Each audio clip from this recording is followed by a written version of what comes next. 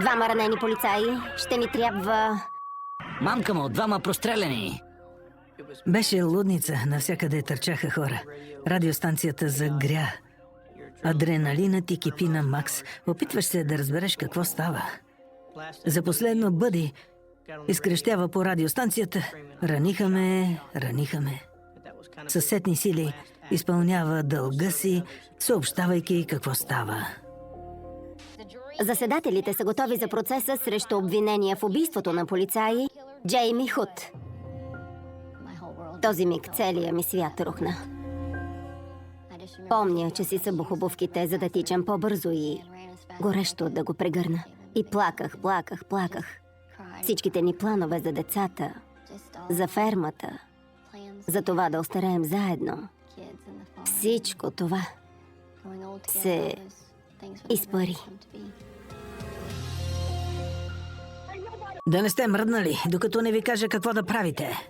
Добре, Джейми, добре. Докато осъзнавах, че говоря по телефона с убиец, задържал хора против волята им, първите думи, които чух, бяха: има и бебета. Беше реално и си казах: леле, ами ако нарани някой от тях. Не знаех какво крои, но знаех какво е направил и на какво е способен.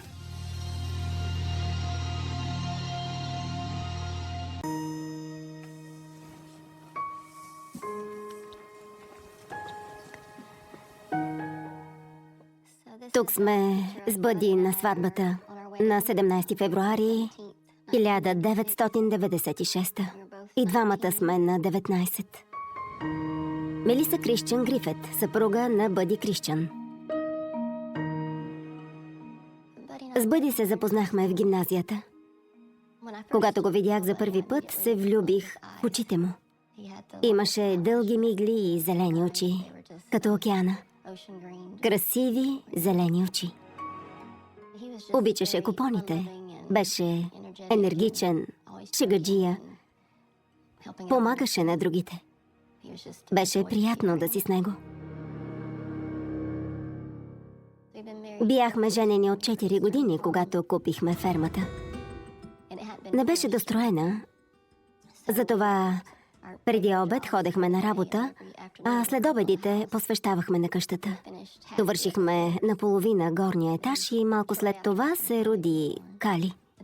После и Уайт, така че всички деляхме една спалня. Беше малка за 4 ни, но си я харесвахме. Мечтата ни беше да си построим свой дом и да изживеем остатък от живота си в него. Бяхме много щастливи. Не всичко беше идеално, но почти идеално. Мечтаехме да направим много неща и се трудехме упорито. Сега, като поглеждам назад, изплуват прекрасни спомени. Всичко беше страхотно.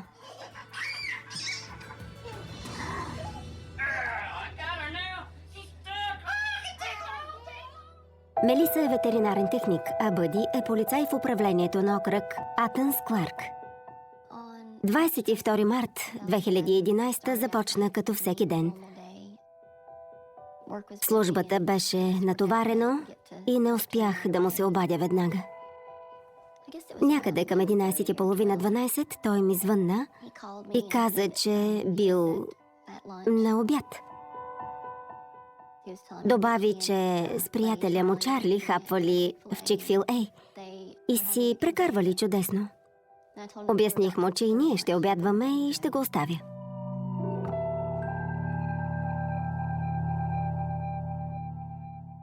Но после разбрах, че ме е изпратил съобщение. Все още го пазя на телефона си. Здрасти, бебчо, успешен ден. До по-късно.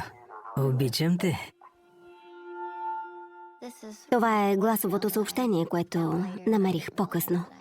Благодарна съм му за него. Винаги приключвахме разговорите с "обичам те". Просто ми каза "обичам те". Винаги си го казвахме.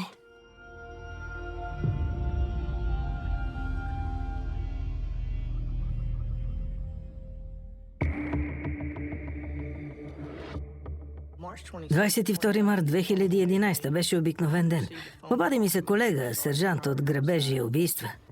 И по гласа му разбрах, че е силно притеснен. Каза, простреляни са двама полицаи. Началник Джери Солтърс, полицейско управление на окръг Атънс Кларк. Сякаш земята спря да се върти. До тогава не бяхме имали и такъв случай. Исках да разбера какво е станало и кои са. Започнало в ранния следобед, когато на Итън, в източната част на Атънс, бил похитен мъж. Заплашили го с пистолет и го натикали в багажника. Успял да избяга на червен светофар и съобщил на властите. Кларк 911. Здрасти, искам да съобщя за отвличане. Добре, къде сте? Успях да избягам от багажника на колата. Бях вързан. Познавам единия. Казва се Джейми Худ. Трябва да го намерите.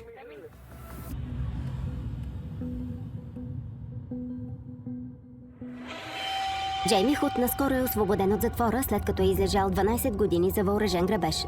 Той е познат на полицията. И така започна издирването.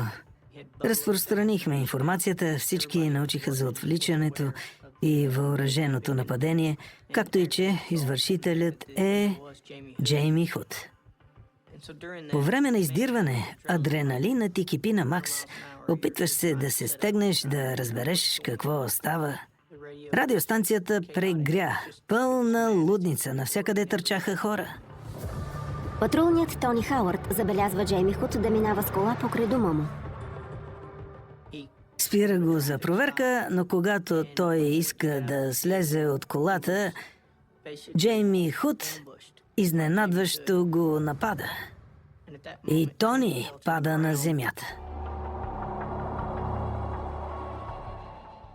Същия ден Бъди е патрулен и също издирва Джейми Худ. Вижда, че Тони е спрял кола за проверка. Докато наближава, той не знае, че Тони е прострелян. В този момент нападателят хуква да бяга и, тичайки край колата на Бъди, стреля по него.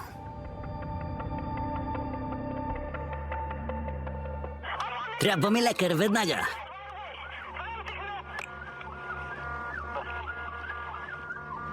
Давай, давай! Кой стреля?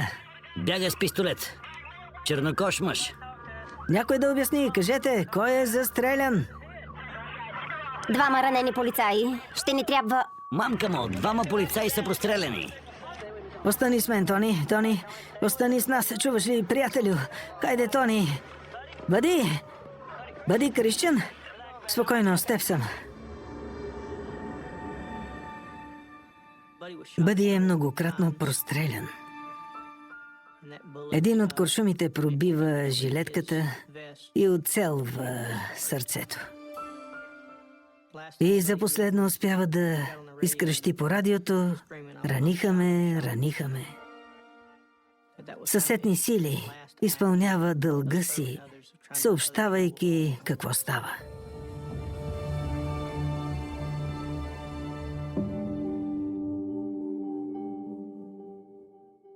Когато полицаите пристигат на мястото, те установяват, че Тони е все още жив, правят му изкуствено дишане, качват го в линейката и отиват да проверят как и Бъди. Но той вече е мъртъв. Незабавно се фокусирах върху мястото. Не мисля, че бях подготвен за това, което видях. Той се беше свлякал в колата, на компютъра му имаше снимка на децата. И разбрах, че се е случило нещо ужасно. Той ми беше като брат, приятел. И плати най-голямата цена, загуби живота си. Но трябваше да се стегна, имахме работа. И Бъди би очаквал да я свършим.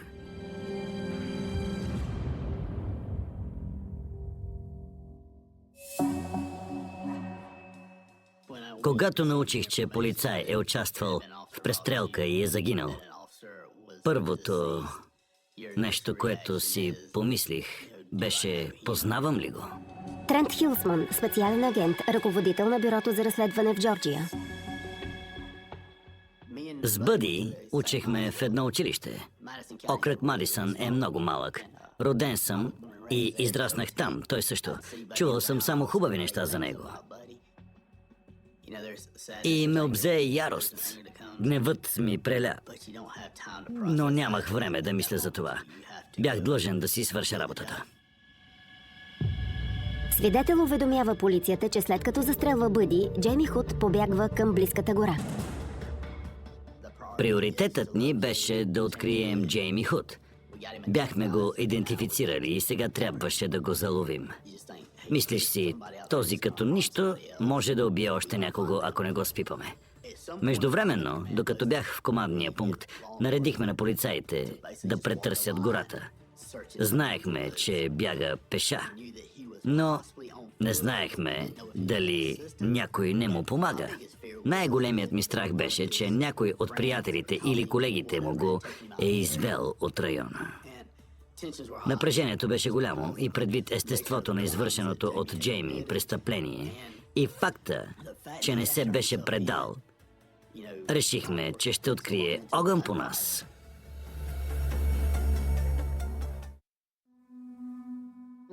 Обади ми се мама. Чула, че простреляли двама полицаи от окръг Атънс Кларк. Попитаме, чувала ли си се с Бъди? Отвърнах да, преди час по обяд беше добре. Когато влязох в службата си, там бяха пастрокът ми, заместник-шефът и приятел на Бъди, който също работеше в управлението. Всички стояха и по лицата им разбрах, че нещо не е наред. Не знам какво ми стана. Просто се обърнах и хукнах към паркинга. Ако им попречех да ми го кажат, значи не се е случило. Господинът от управлението, Марк, ме догони на паркинга. Аз се свлякох на земята и попитах, можем ли да го видим, къде е, но той поклати глава. Беше ми много тежко, защото исках единствено да бъда до него. Не знаех какво да правя. В този момент целият ми свят рухна. Всичките ни досегашни планове за децата, за фермата, за това да остареем заедно, всичко това се изпари.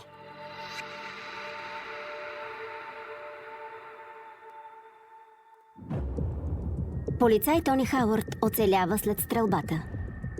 На следващия ден полицията все още е далече от залавянето на Джейми Худ. Целта ми беше да открием извършителя. Изпълнявах две задачи. От една страна водех разследването и помагах в издирването, а от друга, като командир на почетната гвардия, трябваше да помагам на семейството планирането на погребението.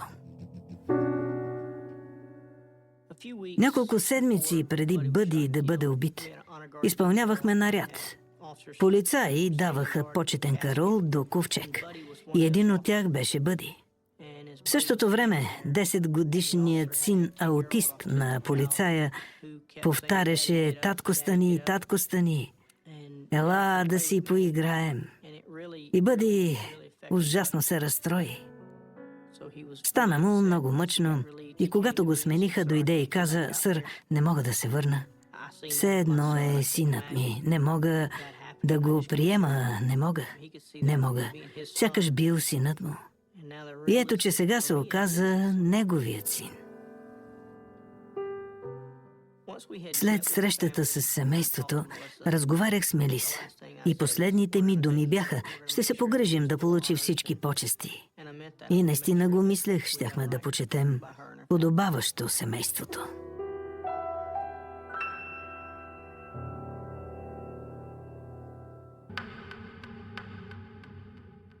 Отначало се ловяхме за сламка относно местонахождението на Джейми. Имах лошо предчувствие. Дори си помислих, ами ако не го открием. Часовете се нижеха, а не напредвахме ни най-малко. Колкото повече време минаваше, толкова повече ни убягваше. Колегите бяха стресирани и се питаха, ами ако не го пипнем, ако не го намерим. В полицията Джейми се славеше като луда глава. Хората, работили с него, твърдяха, той е като неуправляем снаряд. Бе лежал в затвора за въоръжен грабеж и беше излязъл. Свързаха го с наркокартела, с наркобандата в същия район. Решихме, че най-вероятно за това е и отвлякал онзи мъж.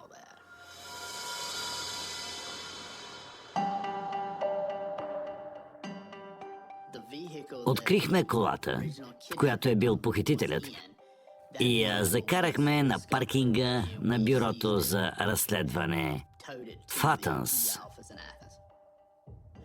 При обработката й, криминолозите откриха гилза. Агентът, отговарящ за случая, заключи, че е от оръжието, с което е бил убит Омари Рей. Омари Рей е жител на Атънс, чието убийство през 2010 не е разкрито. Доколкото разбрах, Омари Рей си е бил вкъщи, живеел е с родителите си. Някой почукал на вратата и го повикал навън. Той излязъл и бил убит до гаража. Простреляли го многократно с 9 мм и го зарязали там. На мястото бяха открити и гилзи. Джейми Худ не беше заподозрян по случая, но дали знаехме колко престъпление е извършил този тип преди последното убийство? Не. Можеше да има други престъпления, други жертви, за които не знаехме. Следователите изпращат гилзата за анализ и междувременно продължават да издирват Джейми Худ. Обади се някаква жена и заяви, че Джейми бил еди къде си. В наркосвърталище, в приют, място където се продава дрога. Имаше голяма вероятност да се е скрил точно там. Беше логично. Тактическият отряд отиде и установи периметър. Бях абсолютно убеден, че това ще бъде краят. Подходиха много предпазливо, бавно, защото не изключваха престрелка.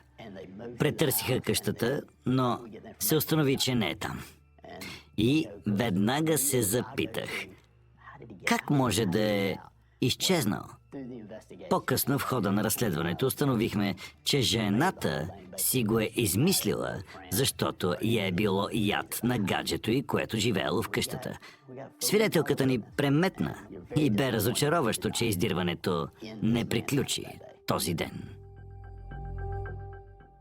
Дните минаваха и си повтарях, трябваше вече да сме го пипнали.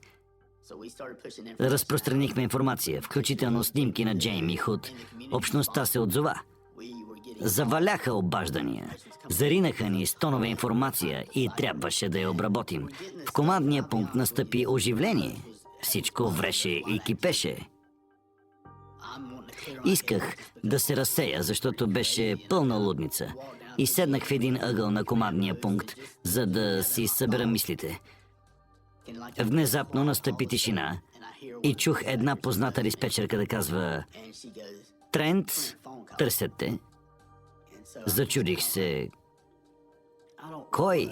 Какво? Едва не кипнах. А тя заяви: „Джейми." И аз ахнах. Кой? Джейми. Кой Джейми? Джейми Худ. И едва тогава осъзнах, че се обажда той. Здрасти, Джейми. Здравейте, сър. Аз съм Хилсман от бюрото. Как си? Виж, човече, не мога повече така. Добре. Не издържам повече. Добре. Слушай, хей, Слушам. ще ти дам да говориш с заложниците, да им чуеш имената и че са добре. Хубаво, дай ми ги. Когато осъзнах, че разговарям с убиец, който държи хора против волята им, мозъкът ми блокира. В един момент той ми ги даде на телефона и първите думи, които чух или които помня, бяха: тук има и бебета.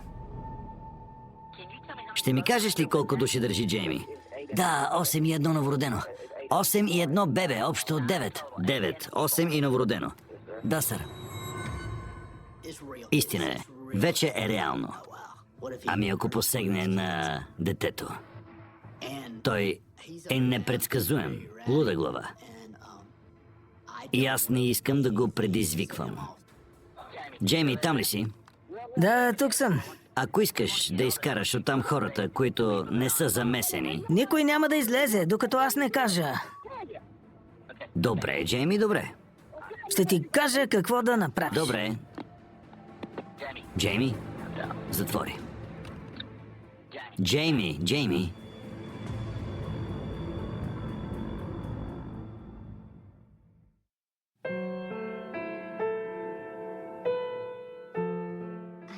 Цяла седмица си мислех да отида да видя Бъди.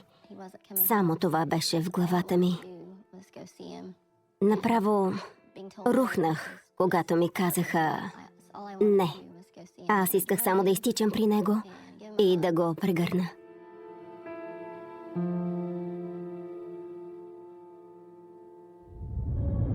Местонахождението на Джейми Худ е все още неизвестно и Мелиса е откарана в погребалния дом, за да види Бъди.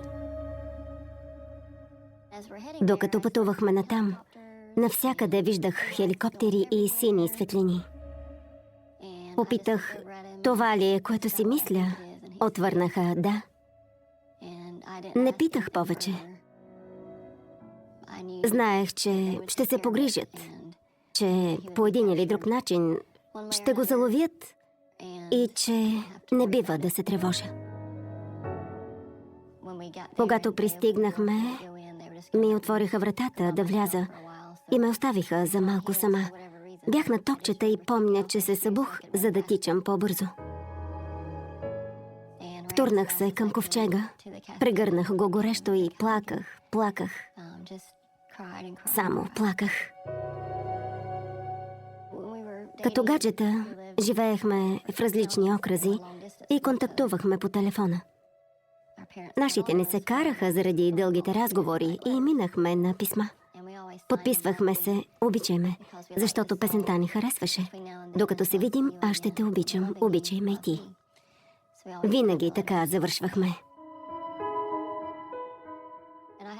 Бях му написала едно писмо, след като цяла седмица умувах върху това, което исках да му кажа. Прочетох му писмото.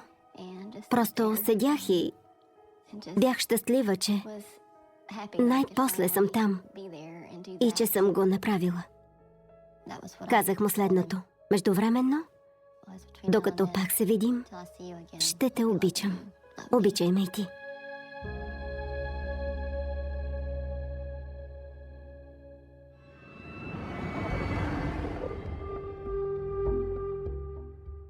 Нямам представа колко време съм се задържал на телефона с него, но водихме куп кратки разговори.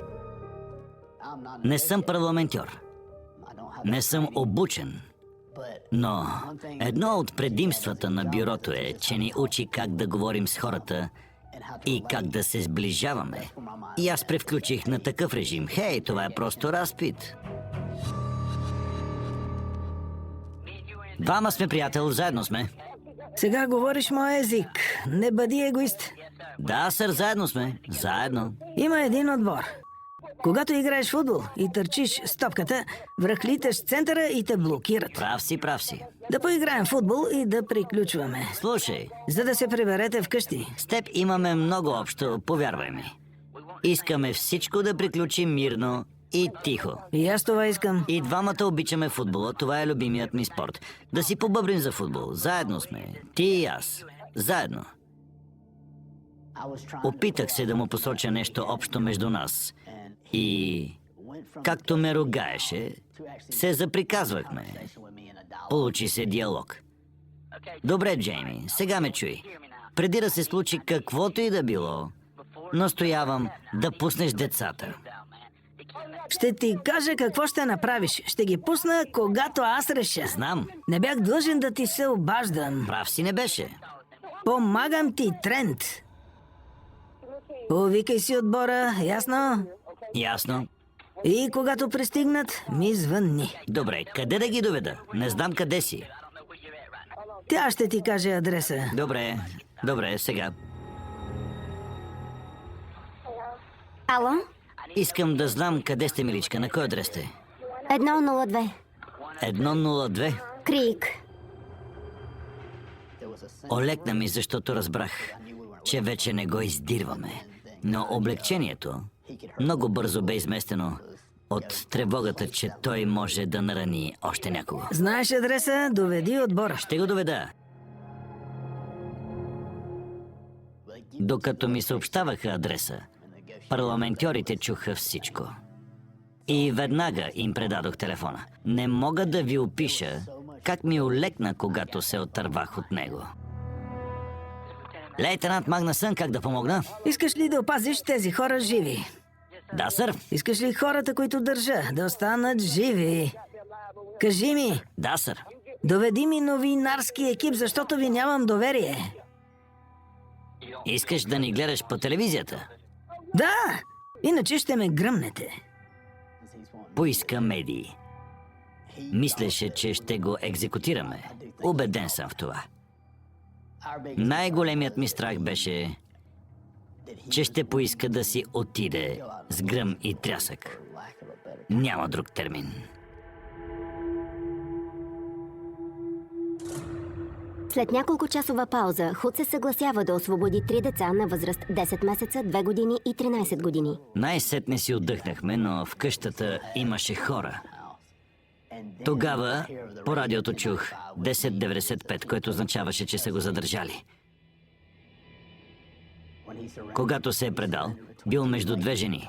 Явно се е оплашил от последиците на действията си. За мен това е поведение на страхливец.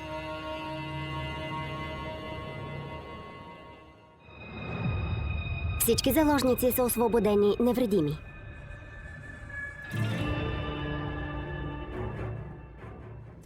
От момента на обаждането му до момента, в който чух, че е задържан, бяха изминали 9 часа.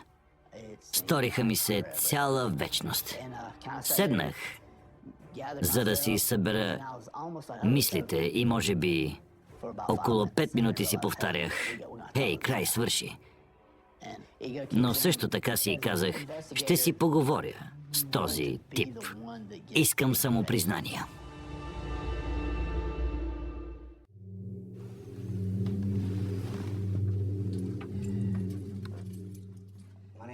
Аз съм Джеф, а това е Трент от бюрото за разследване. Ти си Трент? Да. Така започна разпитът на Худ. След като го задържаха, не смятахме, че ще говори. И докато се подготвяхме за разпита, аз се отдръпнах леко назад. Оставих да го води другия агент. Психически съм направо гроги, братле. Той не поиска адвокат. Само заяви: капнал съм, сега не ми се говори за това.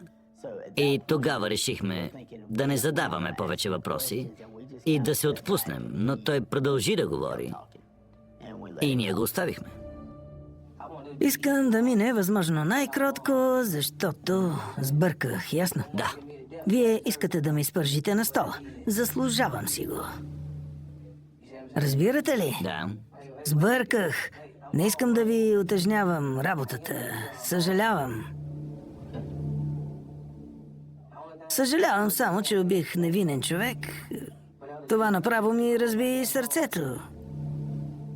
Заради полицая? Да, и близките му. В църквата казаха, че бил добър човек и за това ме боли, прави го реално. И че навредих на невинни хорица, на хлапетата, травматизирах ги. Разбирам. Нека да ме изпържат на стола, аз го извърших. Заслужавам го.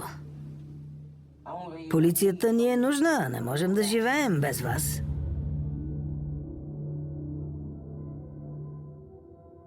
Той се извини. Поне на думи съжаляваше, че е убил Бъди Крисчън. Но съм абсолютно сигурен, че е пресметнал всичко. Не вярвам, че съжаляваше. Убеден съм, че дълбоко в себе си се е опитвал да отърве кожата. Това е правил. Джейми беше много отракан. Знал е какво прави и се опитвал да манипулира ситуацията. Когато приключихме разпита, се разделихме в добри отношения. Уверихме го, че скоро пак ще си поговорим. И той като че ли нямаше нищо против. Той търсеше внимание. И това усложни задачата ни. Сякаш му съдействахме. Хайде.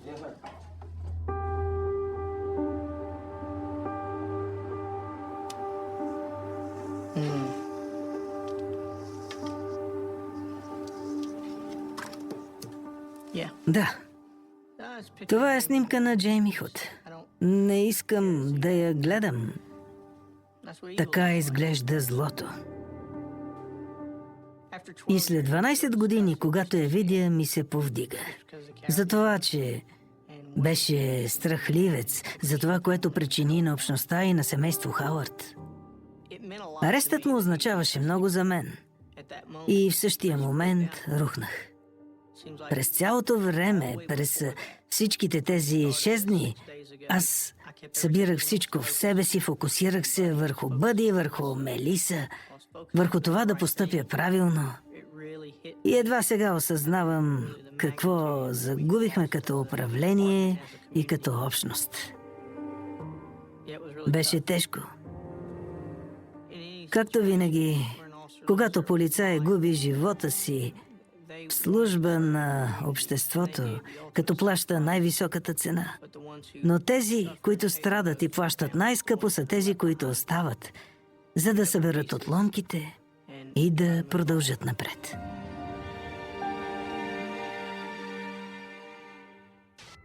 Тялото на полицай Бъди Крисчън пристига на гробището. Стотици обграждат пътеката, по която се движи катафалката. Процесията беше дълга 11 километра и изпълваше цялата улица. Общността се стече. По целия маршрут нямаше празно място. С децата видяхме всичко. Хората носеха плакати. Нашият герой. Благодарим ти, полицай Крисчън. Благодарим ти, Бъди. Беше невероятно. По изражението ми личи, че съм на автопилот. Просто изключих и изпълнявах задължителните движения. Началникът ми предаде сгънатото знаме и аз го прегърнах. Имах чувството, че прегръщам него. Това беше почит, достойна за човек, отдал живота си за общността. Но когато се прибрах вкъщи, се запитах, добре, ами и сега?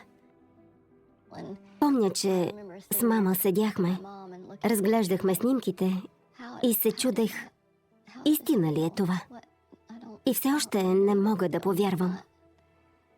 Не може да бъде. След ареста на Джейми Худ, Трент Хилсман го разпитва още няколко пъти. Той призна, че е убил Бъди Крисчън, но не направи така нареченото истинско самопризнание с всички подробности. Каза, съжалявам, че убих човека, но не получихме истински самопризнания. Можехме да го изправим пред съда и да го осъдим за убийството на Бъди, но се опитвахме да го свържем с още едно убийство. На този етап искахме да разкрием и убийството на Омари Рей. При всичките ми разпити и контакти с Джейми Худ, той така и не спомена Рей, не направи никакво изявление. А семейството на Омари Рей също заслужава справедливост. И ние се опитваме да му я предоставим.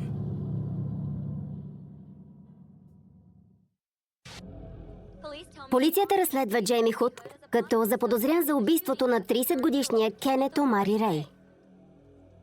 Името му се появи като заподозрян чак след убийството на Бъди и започнахме разследване. Връзката между Омари Рей и Джейми Худ не беше ясна. Според нас, Рей е участвал в търговията с дрога, но не знаехме дали му е нямал зъб или нещо подобно, но явно цялата вражда е започнала оттам. Очевидно е възникнал някакъв проблем с пласмента на дрога и той го е отнесъл. Убили са го. Джейми Худ отрича да е убил Кенет Омари Рей. Но откритите в колата му гилзи съвпадат и той е обвинен в убийството на Рей. Предвид последвалите убийство на полицаи и отвличане, се връщаме назад и си казваме, ако бяхме разрешили убийството на Омари Рей онази нощ, всичко това нямаше да се случи. Но не можеш да върнеш времето. Не можеш да сочиш с пръст. Направиш ли го, сочиш себе си. След 4 години, 3 съдии и 2 адвокатски екипа, журито е готово за процеса срещу обвинения в убийството на полицаи Джейми Худ. След като уволнява и двата си адвокатски екипа, Худ поема сам своята защита. За него това е бил просто филм, в който той е главният герой, а останалите статисти. Така и не успя да изневери на себе си и не каза, съсипах толкова животи. И това му харесваше. Харесваше му да парадира. За мен той е страхливец.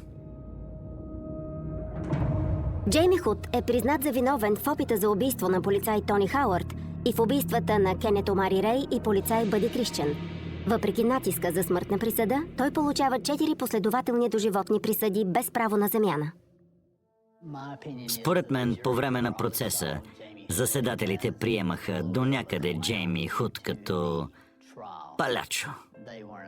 Те не са били там, когато е застрелял 2 полицаи от упор и отърва смъртната присъда, защото те го съжалиха. Аз бях разочарован, че смъртната присъда отпадна, но частица от мен си отдъхна, защото смъртната присъда в Джорджия изисква нов процес.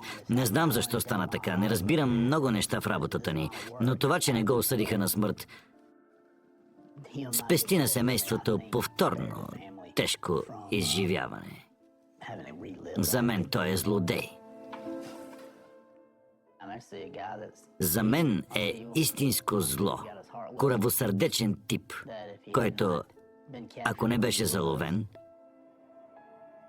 несъмнено щеше да убие или да нарани отново. А там, където е сега, не може да навреди на невинни хора. След смъртта на Бъди, общността организира множество инициативи, за да почете паметта му. Една от мечтите на Бъди беше да построи къща в имота, който притежаваха, и сега общността видя в това възможност да реализира мечтата му. Решиха да се погрижат за децата му и да им осигурят хубав дом. Многократно събираха средства и построиха чудесна къща. Мелиса е много силна. Може да е тиха и свенлива, но е силна. Направи всичко възможно да почете, както е редно, Бъди и неговата памет.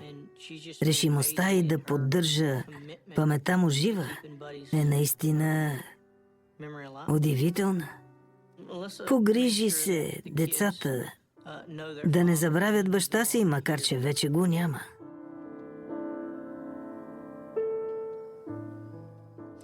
Прилича на татко си. Тъжното е, че ще трябва да ходи на гроба му и да гледа баща си на снимка, вместо да го прегърне и да знае, че той винаги е насреща. Какво ми липсва от Бъди? Липсва ми усмивката му, шегите му, характера му. Просто той беше наистина страхотен човек и ми липсва.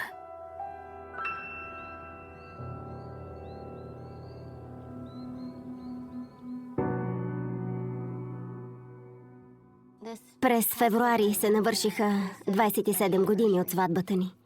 Винаги ходя на гроба му и слагам свежи цветя. Опитвам се да не се разстройвам от това, какво е можело да бъде, а да си спомням 15-те години заедно.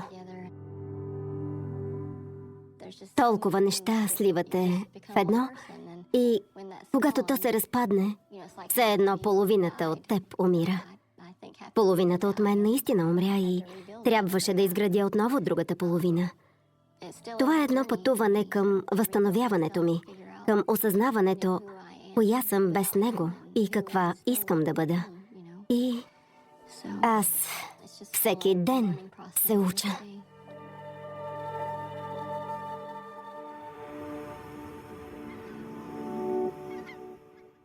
Помня, че казваше, ако нещо се случи с мен, трябва да живееш. Да следваш мечтите ни и да живееш заради мен. Не да тъгуваш, а да живееш. Това е още по-голямо основание да бъда щастлива, защото той би искал да го правя.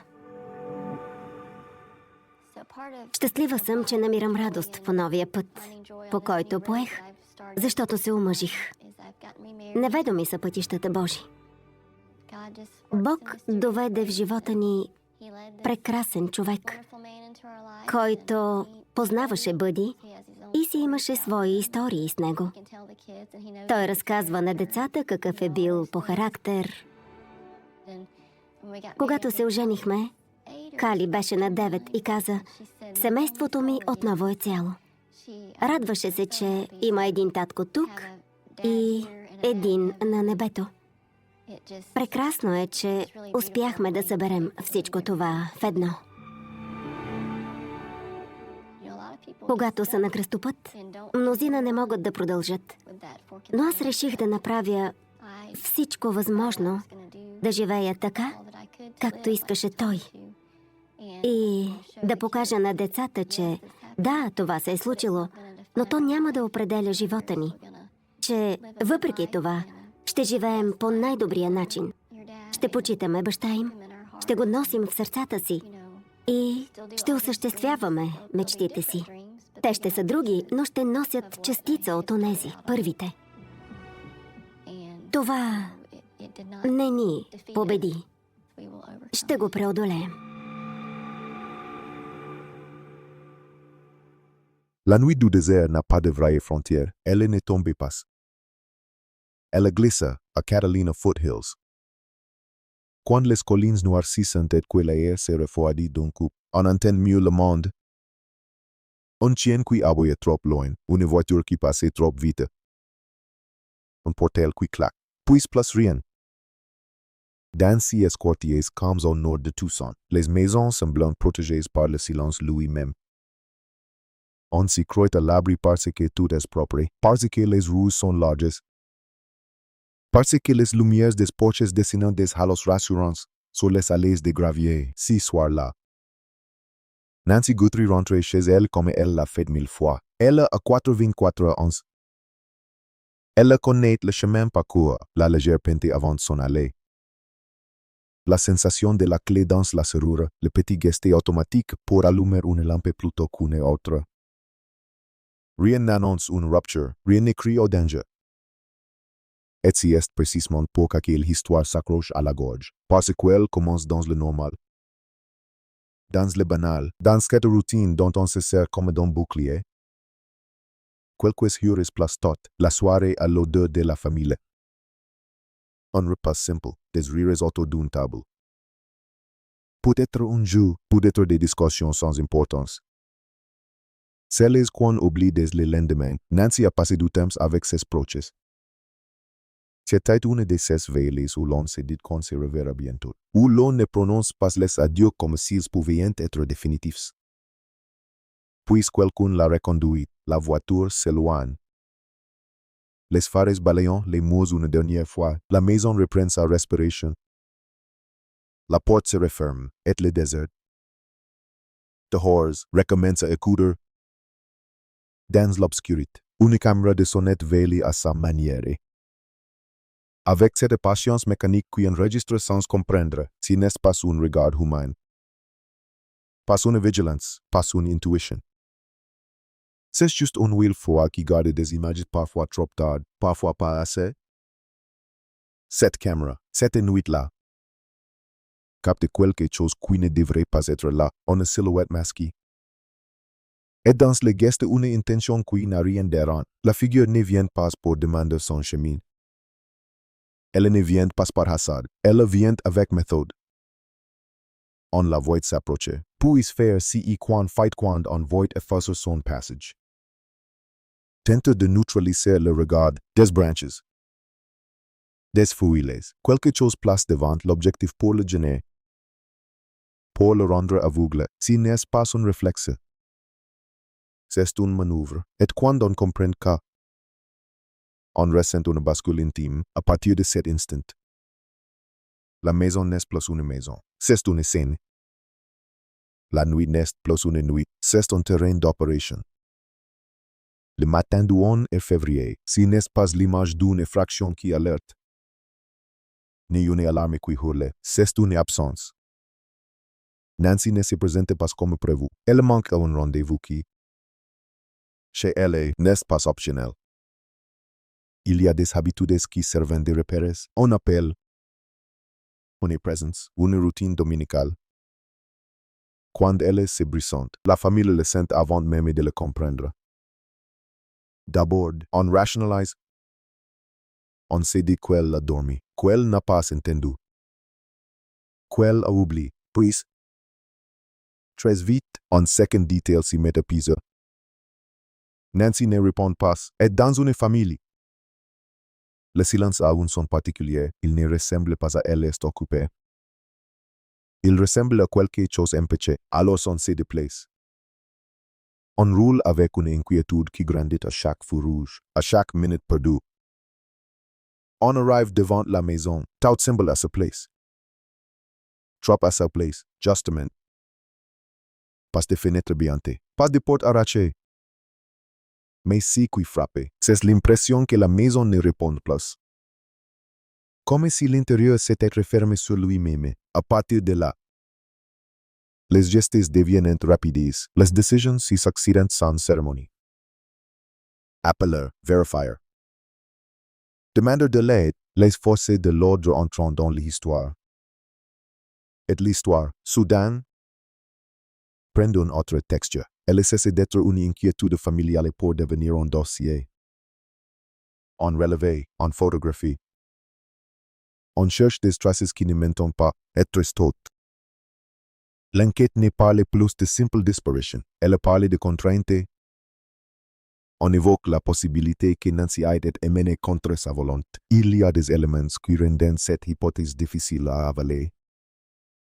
Parce qu'elle viole une idée tenace, qu'on n'arrive pas ici. Pourtant, à mesure que les informations filtrent, la douceur de ces quartiers commence à paraître comme un décor trompeur. On apprend qu'il y aurait eu du sang. Des indices suffisamment sérieux pour que les autorités considèrent la piste d'un enlèvement. La disparition n'est plus un mystère romantique, ni une fugue impossible. Elle devient un acte. Et dans ce genre d'affaires, il existe une seconde disparition. Plus lente, plus sour noise. Celle de la vie normale des gens autour, les voisins voyant débarquer des véhicules, des équipes, des caméras. La rue change de visage en quelques jours, les passants ralentissent. Les gens pointent du doigt, en chuchote au bord des clôtures. Puis l'onde médiatique arrive, et elle ne repart pas. Parce que Nancy Guthrie n'est pas une inconnue pour l'Amérique, elle est la mère de Savannah Guthrie. visage familier de la télévision nationale, dès que le nom circule. L'affaire sort de l'échelle locale, le quartier devient un point sur la carte d'un pays entier.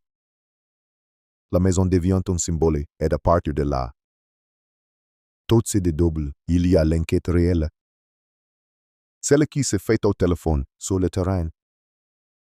Dans les laboratoires, et il y a l'enquête parallèle, celle qui se fabrique sur les écrans. Dans les fils de discussion, dans les livres improvisés. Dans les théories qui poussent comme des mauvaises herbes, les pires. C'est que cette seconde enquête a l'air utile. Elle se présente comme une énergie collective. Une solidarité, on veut aider. On veut trouver, et parfois. Dans certaines affaires, la pression publique fait remonter un témoin. Parfois, mais dans celle-ci.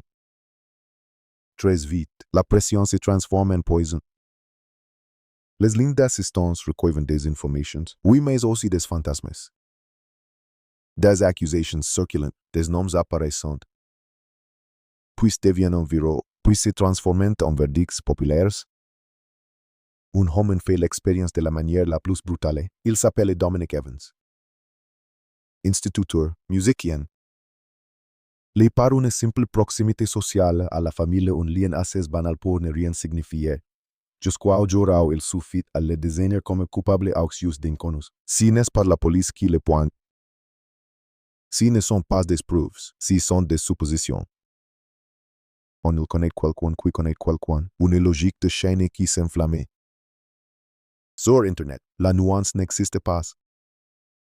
Il n'y a que des flèches, et dans la vraie vie, ces flèches deviennent des messages, des menaces, des regards qui s'attardent, on a sensation de danger permanent. Le drame s'étend comme une tâche, il ne touche plus seulement la disparue.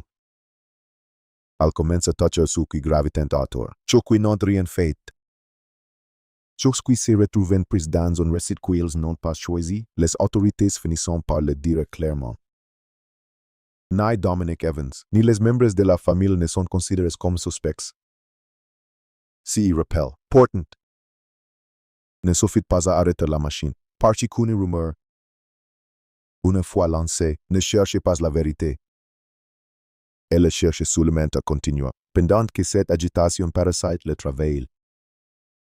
Sur le terrain, l'enquête suit une autre logique. Plus lente, plus ingrate.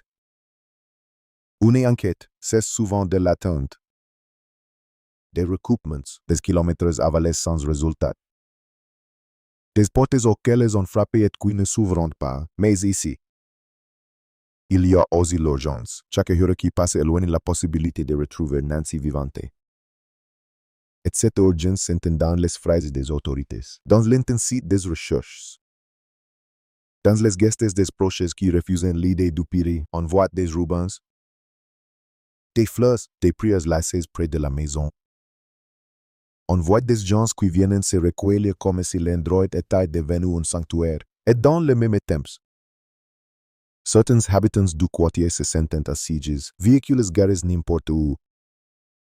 Drones, curieux. Intrusions. Les autorités élargissent des zones de restriction. Imposant des règles de stationnement tentant de protéger à la fois l'enquête et la vie quotidienne. Parce que le spectacle, lui, ne se régule pas tout seul, il demande une limite. La famille, elle, cherche un levier dans ce genre d'affaires. Quand les jours deviennent des semaines, quand les appels n'apportent rien de concret, l'argent devient un langage de détresse, une récompense pour forcer le destin, pour convaincre quelqu'un de parler, pour figer en silence. Une somme immense est annoncée, $1 million. Et s'y ajoute une récompense fédérale, $100,000. Si n'est pas un prix, c'est un supplique chiffré. Une façon de dire, si quelqu'un cède, si quelqu'un avoue, s'il y a un détail. Mime en tout, mime tardif, qu'il sorte enfin. Le paradoxe, c'est que plus l'affaire est visible, plus elle attire des témoins qui ne voient rien, des gens qui veulent exister dans l'histoire. Les enquêteurs doivent trier et Carter. Recommencer et la vérité. Elle se tient peut-être dans quelque chose de minuscule. Un véhicule aperçu à une heure précise, une démarche sur un trottoir. Un claquement de portière, une lumière dans une fenêtre. Souvent, la clé d'un enlèvement n'est pas une confession grandiose. C'est un détail que quelqu'un a d'abord jugé insignifiant. On se met alors à reconstruire la nuit. À la rejouer comme on remonte une pellicule, on revient au moment où on s'y est déposé chez elle. On imagine la porte qui se ferme derrière elle. On imagine le calme. Puis on imagine l'autre présence, celle qui rôde. Celle qui sait où elle est, les autorités mentionnent la silhouette masquée. Army, filmée par la caméra. Elles évoquent la possibilité d'un complice. Une seule personne peut importer quelqu'un. Oui, mais d'où rendons l'opération plus rapide, plus sûre, plus silencieuse. Et plus on envisage cette hypothèse, plus on sent le danger de ce qui se joue. Ce n'est pas un geste impulsif, c'est peut-être une action coordonnée. Dans l'ombre, la science avance à son propre rythme. Les traces, les prélèvements, les analyses, l'ADN est une promesse. Mais ce n'est pas une baguette magique. On peut atteindre longtemps un résultat exploitable. On peut obtenir un profil partiel. On peut tomber sur une contamination. Et chaque retard pour les proches n'est pas technique, c'est une torture. Parce que dans leur tête, une seule question tourne. Toujours la même, toujours plus lourde. Où est Nancy, maintenant? Pendant que nous attendons, au fil des jours, les équipes de recherche ratissent, des volontaires se joignent. Parfois de manière organisée, parfois de façon chaotique. Les gens scrutent les ravins, les bordures de routes, les zones désertiques. On fouille les endroits qui semblent impossibles. On fouille les tant ils sont vastes. Et puis il y a ces moments que toutes les familles redoutent, les moments où l'intensité visible commence à diminuer. Moins de véhicules, moins de bruit. Moins de sirènes, non pas parce qu'on abandonne, mais parce que l'enquête change de forme. Elle est passée du déploiement massif à la patience obstinée d'une équipe réduite. Dédiée qui travaille sur des pistes, des liens, des identités, des déplacements, ces basculements. Pour l'extérieur, ressemble à une perte d'espoir. Pour l'intérieur, c'est souvent le vrai travail qui commence. Mais dans une affaire médiatisée, ces basculements nourrissent aussi les fantasmes. Ils n'ont plus de pistes, ils cachent quelque chose. On ne nous dit pas tout, et de nouveau. Les rumeurs s'installent là où la procédure, elle, c'était une dernière fois. Des agents reviennent dans la maison, on parle d'une inspection finale, d'un passage méthodique, comme si l'on voulait être certain qu'aucune trace n'a été manquée. Qu'aucun recoin n'a été négligé, les gestes sont précis. Professionnels, sans dramaturgie. Pourtant, l'idée même d'un dernier tour à un gaudemer. Cela sonne comme un avion. La scène livre si quel pouvait livrer. Et le reste est dehors, quelque part. Disséminé dans la ville, sur les routes. Dans les habitudes des gens ordinaires qui, parfois, cachent l'extraordinaire dans l'histoire de Nancy Guthrie. Ce qui frappe, c'est l'écart entre la violence supposée de l'acte et la tranquillité de son décor. Il n'y a pas, au départ, de grand chaos, il y a un quartier paisible et une femme âgée qui rentre chez elle. Et pourtant, dans la nuit, quelqu'un approche, masque son visage. Tente d'aveugler une caméra, et Nancy disparaît. Quand un adulte disparaît, on se débat toujours avec une idée insupportable. L'autonomie. Les gens veulent croire qu'il est parti de lui-même. Mais ici, tout semble dire l'inverse. Ici, tout semble pousser vers la contrainte. et c'est la change tout. Si n'est pas une personne qui se perd. C'est une personne qu'on prend, si n'est pas un accident. C'est une volonté, si qui commence alors. C'est une bataille contre deux ennemis. Le premier est tangible. Celui qui a fait cas, celui qui sait d'où elle est. Le second est abstrait, mais tout aussi destructeur. Le temps, chaque jour ajoute une couche de silence. Chaque jour permet aux traces de s'effacer, aux souvenirs de se confondre, aux témoins de doute, et pendant que l'enquête lutte contre ces deux forces. Une troisième s'infiltre, la foule numérique. Celle qui accuse sans preuve, qui se nourrit de l'angoisse et la transforme en spectacle. Dans ce chaos, la famille tente de rester droite. De tenir un récit simple, ramenez là. Pas de vengeance, pas de théâtre. Juste un appel. Et cet appel, dans un pays saturé d'histoires, a quelque chose de déchirant parce qu'il est depuis. Il ne demande pas qu'on comprenne, il demande qu'on aide. Et pourtant, même la aide a un prix. Dominic Evans, le homie injustement design, en déviant la preuve vivante dans certaines affaires. L'émotion publique ne se contentait pas d'exiger une solution, elle est exigeante coupable. Peu importe lequel, quelqu'un peut apaiser la peur. Quelqu'un sacrifie pour que le récit paraisse complet. Et c'est là que l'affaire devient transformatrice. Au sens le plus sombre, elle ne racontait pas seulement un enlèvement présumé. Elle raconte ce que nous devenons quand nous regardons une disparition comme un divertissement, la nuit de Carolina Foothills. Elle n'explique rien. Elle garde ses secrets, elle n'y rend pas Nancy. Elle n'offre qu'un indice filmé, une silhouette masquée qui tente d'effacer son passage. Un geste simple, presque banal. Et pourtant terrifiant, cacher la caméra. Comme ici, dès le départ. Celui qui s'approchait savait exactement ce qu'il faisait, comme s'il avait compris la règle moderne la plus importante. On peut commettre un crime dans le noir, mais on ne peut plus le commettre sans images. Sauf si l'on éteint l'œil avant qu'il ne voie, et ce peut être cas. Le détail qui demeure, les détails qui collent au cerveau quand on essaie de se représenter cette nuit. Si n'est pas une porte forcée qu'on imagine, si n'est pas un cri qu'on entend. C'est une main qui s'élève calmement, place des branches devant une caméra. Et transforme une maison en point aveugle à partir de ce moment. Tout le monde les proches, les voisins, les enquêteurs, le pays qui regarde avance dans le même couloir. Que lui ou l'on sait qu'il se passe quelque chose de volontaire, de préparé. Et qu'il reste à comprendre la chose la plus difficile à accepter, pas seulement comment Nancy Guthrie a disparu. Mais comment quelqu'un peut s'approcher si près dans un endroit si tranquille?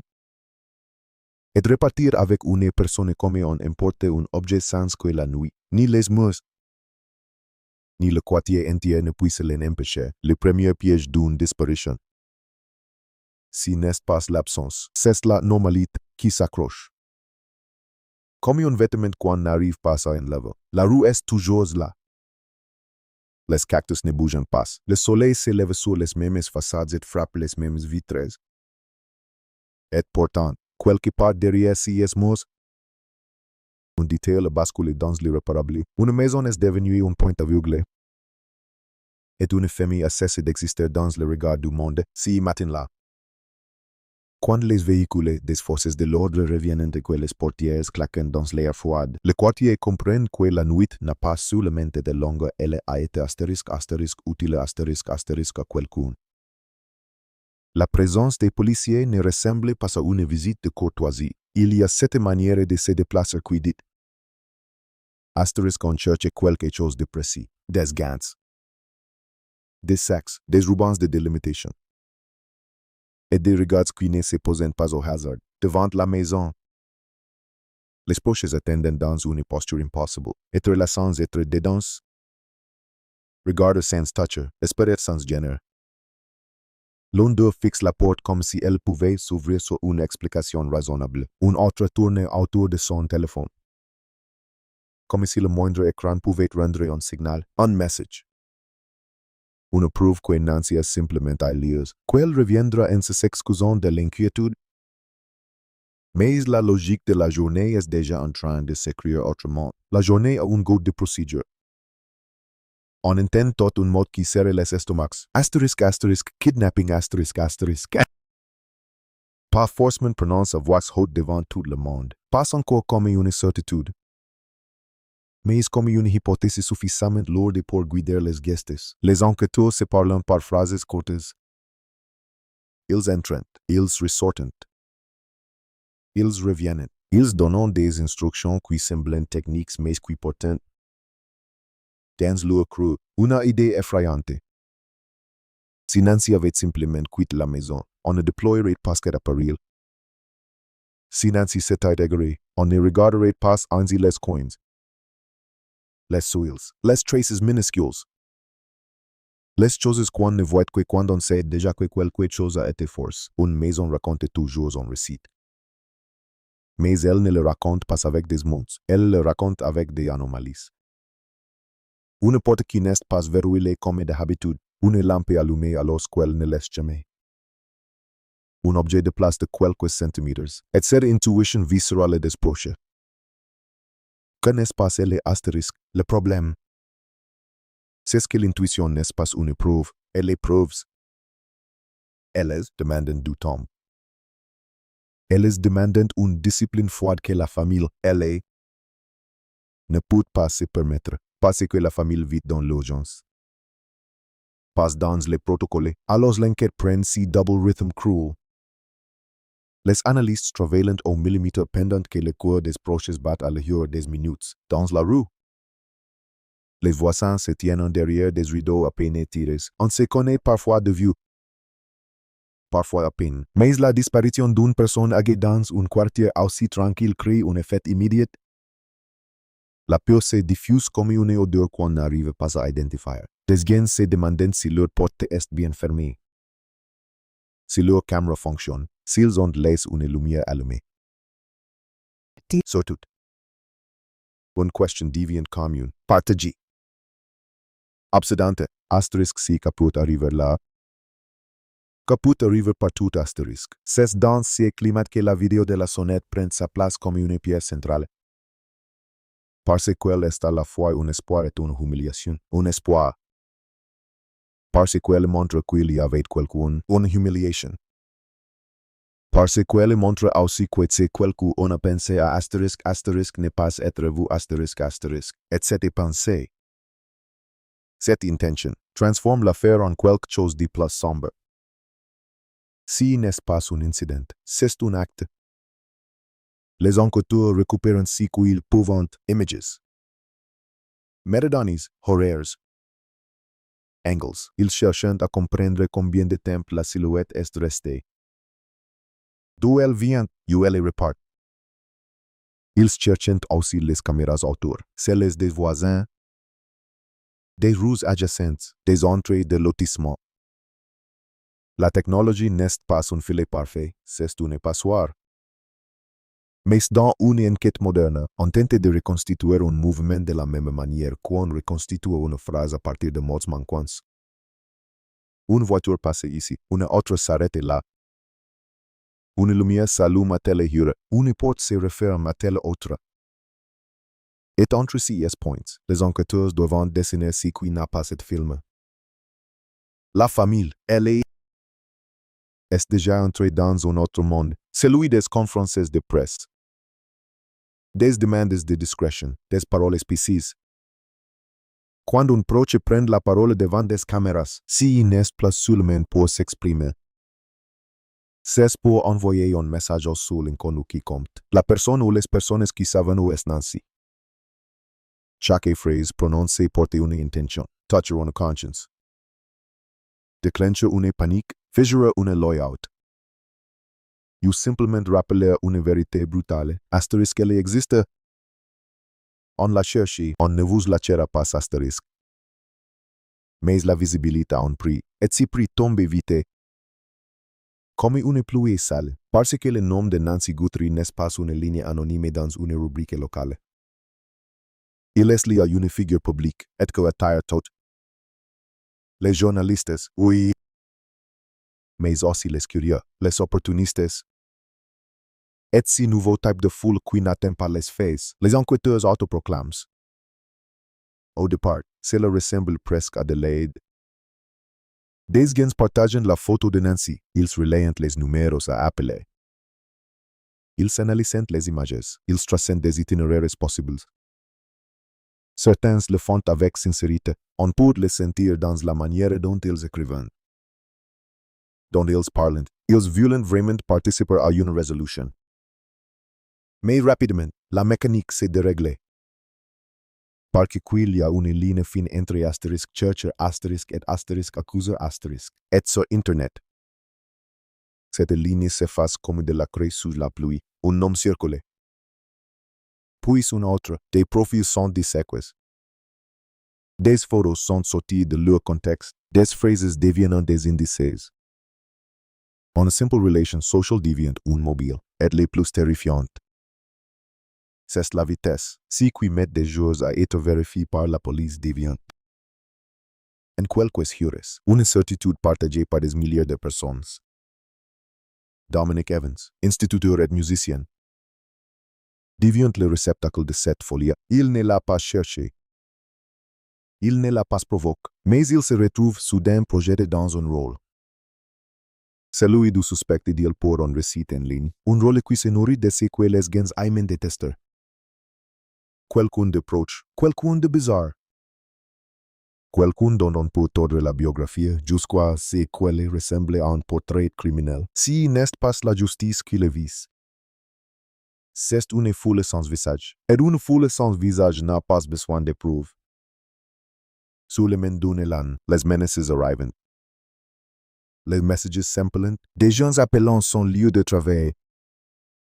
D'autres cherchant son adresse. Ce qui aurait dû rester un drame humain devient un spectacle avec des victimes secondaires. Dominic n'est pas sur le main accusé. Il est déshumanisé. Réduit à une hypothèse, et là. L'affaire ajoute une couche à sa violence, parce qu'elle commence à dévorer des vies même en dehors de l'acte initial. Les autorités finissant par intervenir publiquement, elles les rappellent ce qu'il faudra rappeler dans un monde sain.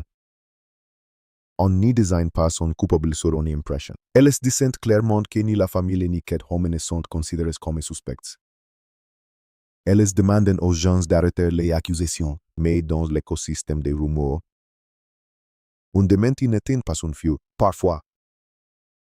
Il l'alimente, s'ils le défendent.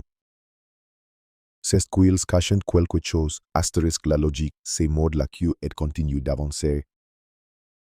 Sur le terrain, l'enquête doit se protéger de ces bruits. Les enquêteurs filtrant les appels, ils trient.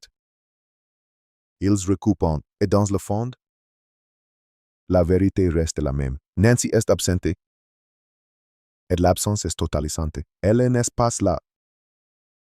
Elle n'appelle pas. Elle ne laisse pas de traces volontaires. Et plus les jours passent, plus les proches comprennent une réalité horrible. La disparition n'est pas un événement ponctuel, si est un processus. Chaque jour, la vie recule un peu plus devant la question. La police, elle, avance par axis, il y a lague des images. Reconstituer la trajectoire de la silhouette masquée, réparer un véhicule. Une plaque, un détail. Il y a l'axe des traces, analyser ce qui a été trouvé dans la maison. Dans l'allée, oxboards. Il y a l'axe des communications, vérifier les appels. Les messages, les interactions récentes. Et il y a l'axe humain, interroger ceux qui ont vu Nancy. Ceux qui l'ont croisé, ceux qui connaissent ses habitudes. Ses pieux, ses points de repérer. Dans ce genre d'affaires, on passe des heures sur des choses qui semblent ridicules au premier regard. À quelle heure Nancy a-t-elle été déposée exactement? Qui a fermé la porte? La lumière du salon était-elle allumée? Le verrou était-il celui d'un haut ou celui d'un bas? Avec son téléphone, son sac. 6 qu'il une femme de 84 ans ne se déplace pas comme un homme de 30 ans.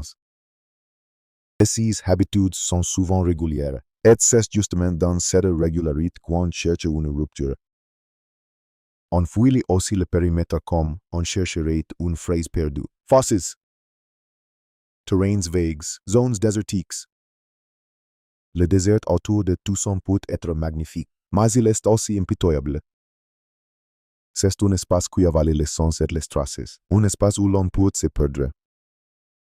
Où être caché, et plus les recherches s'éloignent des rues, plus le paysage lui-même devient un personnage vaste, indifferent, silencieux. À chaque bateau, il y a un moment où quelqu'un appelle. On trouve quelque chose, et le cœur de tous ceux qui attendent en fait le même mouvement. Il se soulève, puis il tombe. Parce que quelque chose peut être n'importe quoi. Un tissu, une boîte, une trace d'animal. Le désert est plein de fausses promesses, malgré tout. La famille ne peut pas se permettre de se protéger émotionnellement, elle doit croire. Elle doit croire parce que qu'est-ce la seule façon de rester debout. Les proches parlant à la presse. Appelant à l'aide, remerciant ceux qui cherchent. Ils donnent à l'affaire une humanité, une chaleur, une présence, ils la sortent du dossier. Parce que ce qui effraie dans une disparition, c'est aussi cas. La personne devient un cas, un numéro, une date, et quand on aime quelqu'un, on refuse qu'il soit réduit à une ligne dans un rapport. La récompense apparaît alors comme un crime matériel. $1 million, une somme gigantesque. Presque irréelle, comme un chiffre qu'on jette au monde pour lui dire. S'il y a une barrière, on la brise astérisque. S'il y a quelqu'un qui sait qui hésite, on le pousse à parler. S'il y a quelqu'un qui aide qui a peur, on lui offre une porte de sortie. On ajoute aussi une récompense fédérale, comme pour appuyer l'idée que l'affaire n'est pas simplement locale. Elle est sérieuse, elle est prioritaire. Et elle ne disparaîtra pas dans l'oubli, mais l'argent ne crée pas automatiquement la vérité. Il crée aussi des opportunistes, des gens qui appellent avec des récits inventés, des gens qui veulent tester une hypothèse, des gens qui confondent intuition et information. Les enquêteurs doivent garder la tête froide, et cette froideur, parfois, est vécue comme une cruauté par ceux qui souffrent. Pourtant, elle est nécessaire. Parce que dans un dossier où la pression médiatique est forte, la pire chose qui puisse arriver, c'est que l'enquête se laisse diriger par les émotions du public. Les jours passants de l'affaire se chargent d'une tension particulière, celle du contraste, d'un côté. On a le récit d'un quartier calme, une femme agit, une routine, de l'autre. On a des éléments qui suggèrent préparation, masque. Et peut être armés, si contraste donne le vertige. Il donne surtout une sensation d'injustice pure, si Nancy était vulnérable. Alors l'acte est d'autant plus abject, et si l'acte est préparé. Alors la vulnérabilité a peut-être été exploitée avec une froideur absolue. Une question si me regrette dans les esprits. Astérisque, astérisque, pourquoi elle est. Astérisque, astérisque. Dans les disparitions de personnes âgées, le public cherche souvent une explication simple. Un accident, une confusion, un moment d'égarement. Mais ici, tout ce qui est rendu public pointe vers autre chose. On envisage l'idée d'un ciblage, un choix, une opportunité. Et dans cet espace, les théories prolifèrent. Cambriolage qui tourne mal, vengeance. Erreur d'identité, obsession. Les proches entendent ces hypothèses comme des couteaux, parce qu'elles transforment Nancy en symbole. La victime d'un scénario, alors qu'elle était une personne entière, avec ses gestes, son histoire et ses petites habitudes. Pour les enquêteurs, cependant, pourquoi est une question secondaire? La première question est comment Et commence par la logistique, pour enlever quelqu'un sans faire de bruit. Sans être vu, il faut contrôler quelques variables. L'instant, l'espace. Le risque, le masque suggère l'intention de ne pas être identifié. La tentative d'aveugler la caméra suggère un souci du détail. Cela ne prouve pas une intelligence criminelle exceptionnelle, mais cela prouve un minimum de planification. Et ce minimum suffit à rendre l'affaire plus inquiétante. Parce qu'il indique un auteur qui pense, on scrute alors si que les criminels le sont toujours. Même quand ils croient être invisibles. Des habitudes. Un type de démarche. Une façon de tenir un objet. Un rythme de déplacement. Les analystes vidéo regardent en boucle de secondes qui, au premier visionnage, semblent vides. Ils cherchent une silhouette dans une ombre. Ils cherchent une réflexion de lumière sur un métal. Ils cherchent le bruit d'un moteur sur un enregistrement. Ils cherchent la moindre marque qui pourrait distinguer un individu parmi d'autres. Et pendant ces temps, le monde extérieur se fatigue. La foule numérique passe à autre chose. Les tendances changent. Les vidéos se remplacent. Le drame. Lui ne se remplace pas. Il reste stable dans la vie de ceux qui l'habitent. Pour la famille, chaque matin commence par le même réflexe. Regarde le téléphone. Pour les enquêteurs, chaque matin commence par le même geste. Ouvrir le dossier, relire, vérifier, pousser une piste. Et abandonner une autre, c'est là que la disparition devient réellement transformatrice. Non pas parce qu'elle enseigne une morale, mais parce qu'elle modifie l'architecture d'une existence.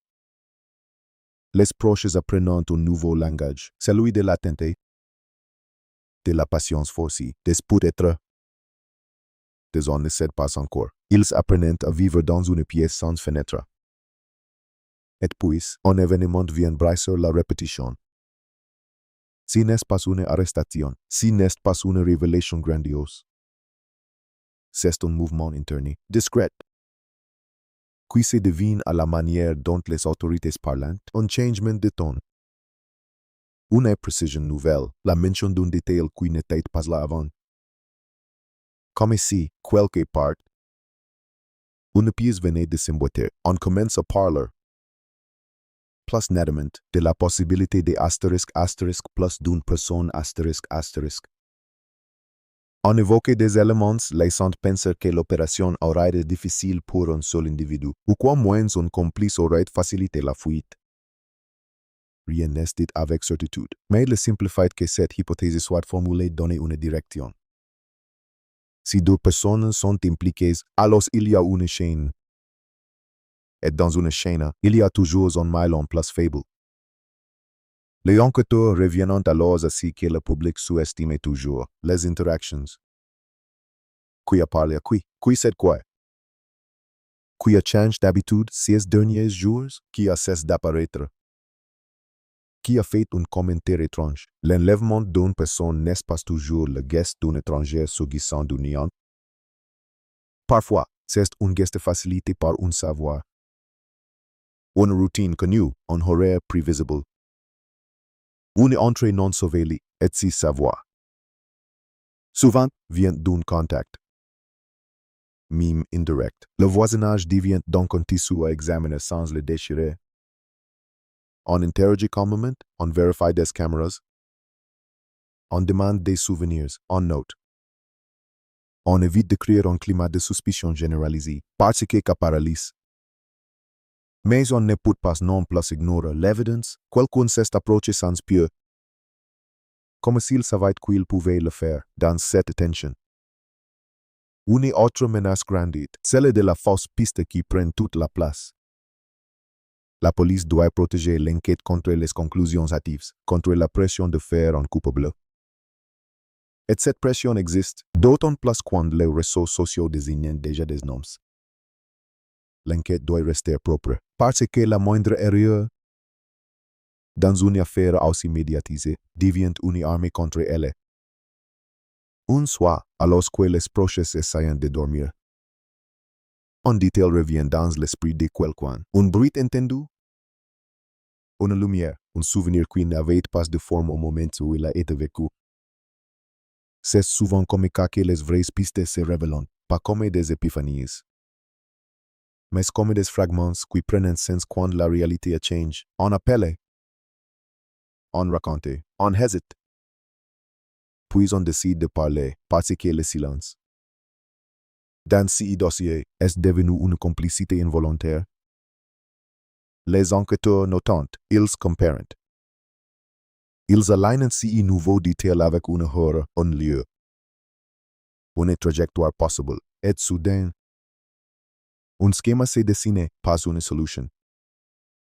Pas une certitude, mais une astérisque direction astérisque. Une direction qui pourrait mener, enfin. Hors du désert des hypothèses, la famille sent ces changements sans qu'on le lui dise franchement.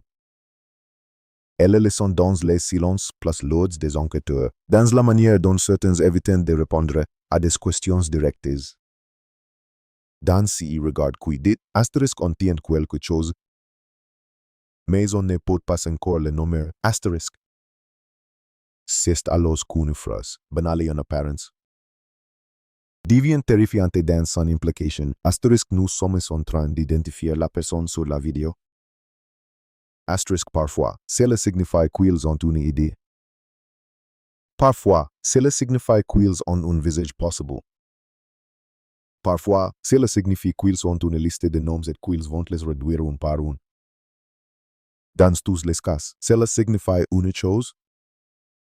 L'ombre commence à prendre une forme, et quand un ombre prend une forme, l'affaire entre dans une zone plus dangereuse, parce que si quelqu'un a fait cas. Et s'il comprend maintenant que l'enquête se rapproche, alors il peut paniquer. Il peut fuir, il peut détruire des preuves. Il peut tenter de contrôler le récit, il peut recommencer. Cette pensée, même non dite, s'installe dans les têtes comme une menace. La ville, auteur, continue de vivre, mais avec un bruit défendu dans certaines feuilles. On vérifie les serrures 2 fois dans d'autres. On se demande qui, dans la rue, semble trop silencieux. Et la famille, elle, se retrouve dans le plus cruel des paradoxes. Elle veut que l'enquête accélère, mais elle craint si que l'accélération déclenche. Si qui est certain, c'est que la disparition de Nancy Guthrie cesse d'être une énigme passive. Elle est devenue un combat actif contre quelqu'un qui a bougé dans la nuit avec un bat, un combat contre le temps. Un combat contre le bruit du monde, et maintenant. Un combat contre la possibilité que l'ombre, sentant les pièges se refermer, décide de frapper avant d'être prise. La caméra de sonnette. Elle continue d'exister. Muette, fixée au mur. Comme si elle ignorait ce qu'elle enregistre. Elle a capturé une silhouette. Elle n'a pas capturé le plus important, ce qui s'est passé après-soi. Et c'est exactement là que l'enquête se resserre, à l'endroit le plus fragile de toute histoire criminelle. L'intervalle entre ce que l'on voit et ce que l'on devine. Parce qu'à l'intérieur de cet intervalle, il y a forcément un moment où quelqu'un a fait un erreur, un moment où une portière a claqué trop fort, un moment où une lumière s'est reflétée sur une carrosserie, un moment où un téléphone a envoyé un signal, un moment où un voisin a levé les yeux sans comprendre ce qu'il regardait et si l'enquête est en train de se transformer. C'est peut-être parce que ces moments-là viennent d'être retrouvés. Un simple détail. Un détail assez petit pour avoir été ignoré. Un détail assez grand pour mener. Enfin, à celui aussi qui on se transforme une maison tranquille en point aveuglé. Et qui a, depuis, vivant avec une vérité que tout le monde cherche. Dans la pénombre du dossier, ces détails se rapprochent d'un nom. Et quand un nom approche, la nuit cesse d'être un décor.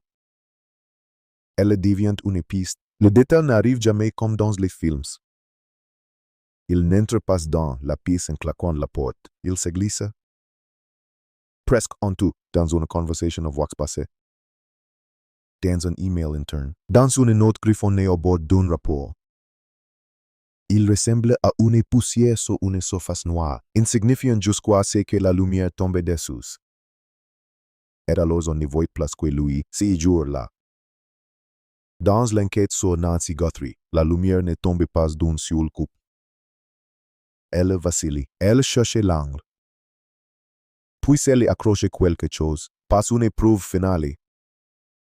Pas une quête lui, juste une cohérence nouvelle. Une façon de coupe. De relier la silhouette masquée à une logique plus vaste, comme si la nuit de Carolina Foothills cessait d'être un tourbillon pour devenir une séquence. Entrée, approche. Obstruction de la caméra, et ensuite, quelque part hors-champ. Un geste décisif, la police ne dit pas tout. Elle ne l'écoute pas. Chaque mot public est un risque. Alerte à celui qui fuit, contaminer les témoignages. Offrir aux rumeurs un matériau nouveau, mais il suffit parfois d'un changement de vocabulaire. D'une nuance pour que ceux qui écoutent comprennent que l'affaire bouge. Si n'est plus seulement nous cherchons, c'est nous suivons. Dans les couloirs, derrière les portes fermées, on déroule la nuit comme une carte en place des heures. En place des lieux, et on s'y met à traiter la disparition comme si qu'elle est probablement. Une opération courte, tendue. Qui ne laisse pas beaucoup de marge pour enlever quelqu'un dans un quartier aussi calme. Il faut un timing parfait, ou une connaissance. Et cette idée-là, la connaissance est celle qui commence à prendre du poids. Connaissance de quoi? De l'allée. De la caméra. Des habitudes. Des moments où la rue s'endort vraiment, il y a des quartiers où le passage d'une voiture à 2 heures du matin est normal. ICI, il ne laisse pas. ICI, un moteur au mauvais moment est une cloche. Alors si quelqu'un a pris le risque, c'est qu'il pensait que le risque était maîtrise. Ou qu'il l'avait déjà répété, les enquêteurs reviennent à la vidéo comme à une relique. Ils la regardent image par image, non pas pour y trouver un visage et les masques, mais pour y trouver une signature. La hauteur approximative, la largeur des épaules, la manière de lever le bras, une hésitation ou au contraire une assurance. Le temps passe devant la caméra, le fait même d'avoir pensé à l'obstruer. Si y geste, plus on le regarde. Plus il devient le centre moral de l'affaire, si n'est pas un geste de panique. Si n'est pas un geste d'amateur, c'est un geste de quelqu'un qui a intégré une vérité moderne. Le crime se commet désormais sous surveillance, donc, avant toute chose, on aveugle l'œil. Et quand on aveugle l'œil, on admet que ce qu'on va faire ensuite est suffisamment grave pour exiger l'obscurité. La famille, elle est, vit dans l'autre temporalité, celle des appels entrants qui n'apportent rien. Des nuits où l'on s'endort puis pour se réveiller avec le même vide, les proches ont si regard particulier qu'on reconnaît chez les familles de disparus. Un mélange de détermination et de fatigue extrême, comme si le corps avançait par habitude alors que l'esprit s'arrête au premier matin. Pour survivre, ils se raccrochent aux gestes.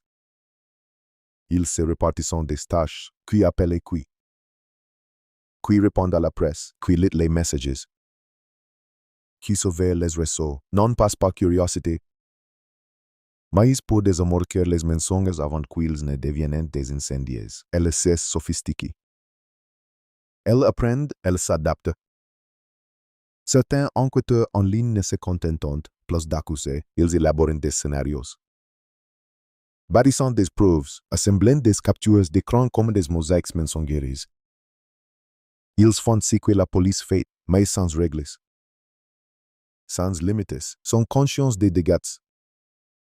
Et la police, en place de chercher Nancy, doit aussi guérir si parasite, empêcher que l'affaire devienne un chaos total. C'est là que l'enquête prend un tournant discret mais crucial. Les autorités commencent à traiter la foule numérique comme une variable de risque. Pas seulement une nuisance, une menace. Parce qu'à force de bruit, on peut couvrir un signal. of forced accusations, on peut faire taire un témoin real. Un voisin qui avoue quelque chose n'appellera peut être passé reste saturé de haine et de suspicion. Un employé qui a remarqué un détail dans un commerce hésitera à parler si l'idée d'être dox est le terroriste. Le silence n'est pas toujours le fait du coupable. Parfois, c'est la peur du spectacle, alors la police recentre. Appels au numéro officiel, informations verifiables. Pas de rumeurs, si n'est pas seulement une consigne. C'est une tentative de sauver l'enquête du bruit et d'ainsi recadrage. Une chose apparaît, l'affaire n'est plus une simple recherche de personnes. Elle devient une chasse et un groupe d'actions, les enquêteurs cherchant des achats inhabituels. Un masque, des gants, un outil, un véhicule lourd, une arme montrée dans une caméra, ils cherchent des transactions, des déplacements, des presences. Ils cherchent aussi des comportements. Une personne qui, depuis la disparition, dort mal. Une personne qui évite les conversations. Une personne qui s'est brusquement absentée de son travail. Une personne qui a changé de voiture, nettoyé une banquette. Fait réparer une portière, vendu un objet. Parce que le crime, même bien préparé, produit des retombées, il laisse toujours des ondes. L'une de ces ondes passe par quelque chose que le public ne voit jamais, mais qui est souvent déterminant. Les listes de véhicules, les listes de voisins, les listes de caméras disponibles, les listes de téléphones à vérifier. L'enquête devient un grand tableau où l'on rature, où l'on élimine, où l'on revient. Et au milieu de ces tableaux, une question se répète comme un refrain sans musique. Qui, dans cette zone, avait l'audace de venir masque la nuit, sans craindre d'être reconnu? Cette audace est un marqueur psychologique. Les criminels prudents évitent les endroits où ils pourraient croiser quelqu'un qui les connaît. Les criminels confiants, Hughes, pensant qu'ils ont déjà neutralisé si risqué. Masque, obscuré. Vitesse, ou alors ils vivent assez près pour se sentir chez eux. Assez près pour que la rue ne soit pas un territoire hostile. Assez près pour que la maison de Nancy ne soit pas un hasard. Dans la foulée, un autre fil s'étend. La piste d'un complice, deux personnes. Cela veut dire un échange, des messages. Une coordination, un rendez-vous. Et la coordination, contrairement au geste solitaire, produit des traces, mimi minimis.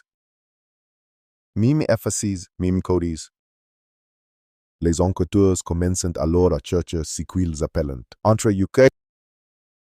Les conversations avant l'acte, le genre de conversation où l'on se donne du courage, où l'on vérifie une théorie, où l'on confirme que c'est bon. Le genre de conversation que certains criminels croient invisible parce qu'elle a eu lieu sur une appli, parce qu'elle a été facile, parce qu'elle était courte, mais effacer n'est pas faire disparaître. Et parfois, dans l'architecture numérique du monde, les traces existent ailleurs, sur des serveurs, dans des sauvegardes, dans des logs, dans des données que personne n'imagine. Le problème, c'est que tout cela prend du temps, et pendant que le temps passe, la famille s'effondre par micro-ruptures, un sanglot dans une cuisine, une colère dans une voiture, un regard vidéo au milieu d'une conversation. L'horreur de l'attente, c'est qu'elle rend la douleur quotidienne. Banale, presque domestique. Le drame n'est pas un moment, il est une routine.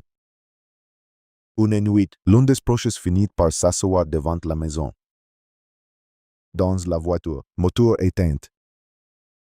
Il regarde le poche, il regarde la caméra. Il imagine la main qui a placé des branches devant l'objectif, et il se surprend à penser à une chose terrible. Astérisque si cette caméra n'avait pas été là, est-ce qu'on aurait cru à une simple disparition?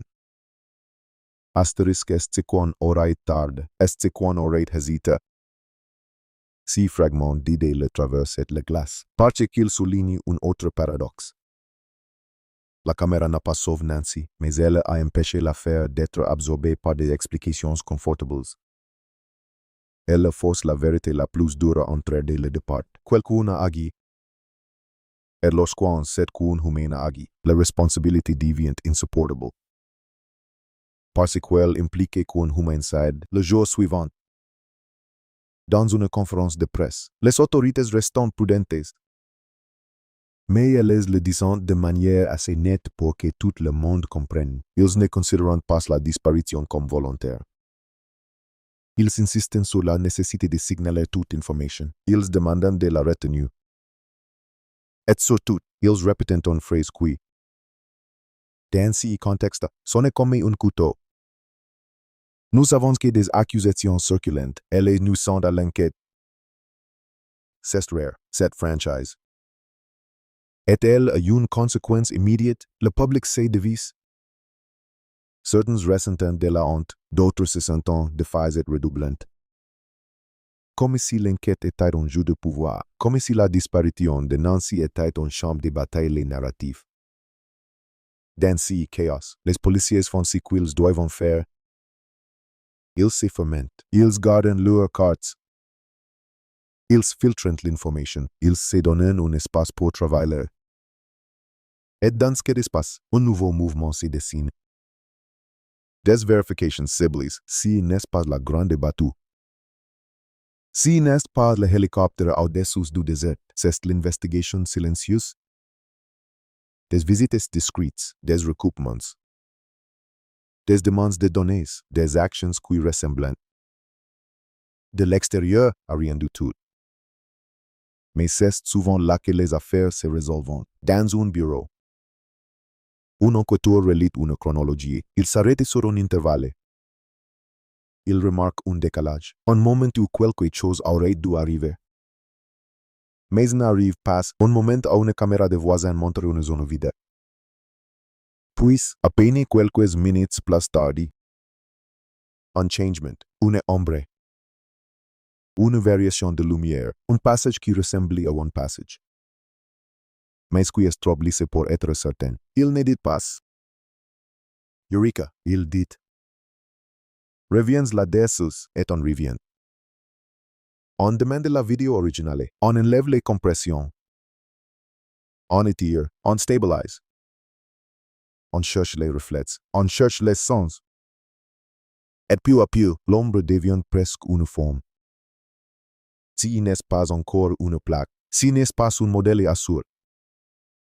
Mais c'est assez pour ouvrir une porte, la porte des véhicules compatibles. Et quand on ouvre cette porte, la liste est trop longue pour être rassurante.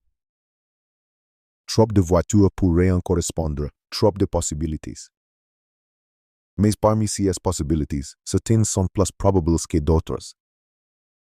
Celles qui circulent habituellement la nuit, celles qui ne devraient pas être là. Celles qui n'appartiennent pas au quartier, on examine alors les entrées, les sorties, les rues qui mènent aux accès principaux. On se demande si quelqu'un a pris Nancy. Où est-il allé? Vers les routes rapides? Vers le désert, vers un endroit close? Vers une maison, vers un véhicule plus grand? Une camionnette, un SUV? Les hypothèses se croisent et se contredisent, mais elles ont un point commun. Elles obligent à imaginer Nancy dans un espace non maîtrisé, loin de son porche.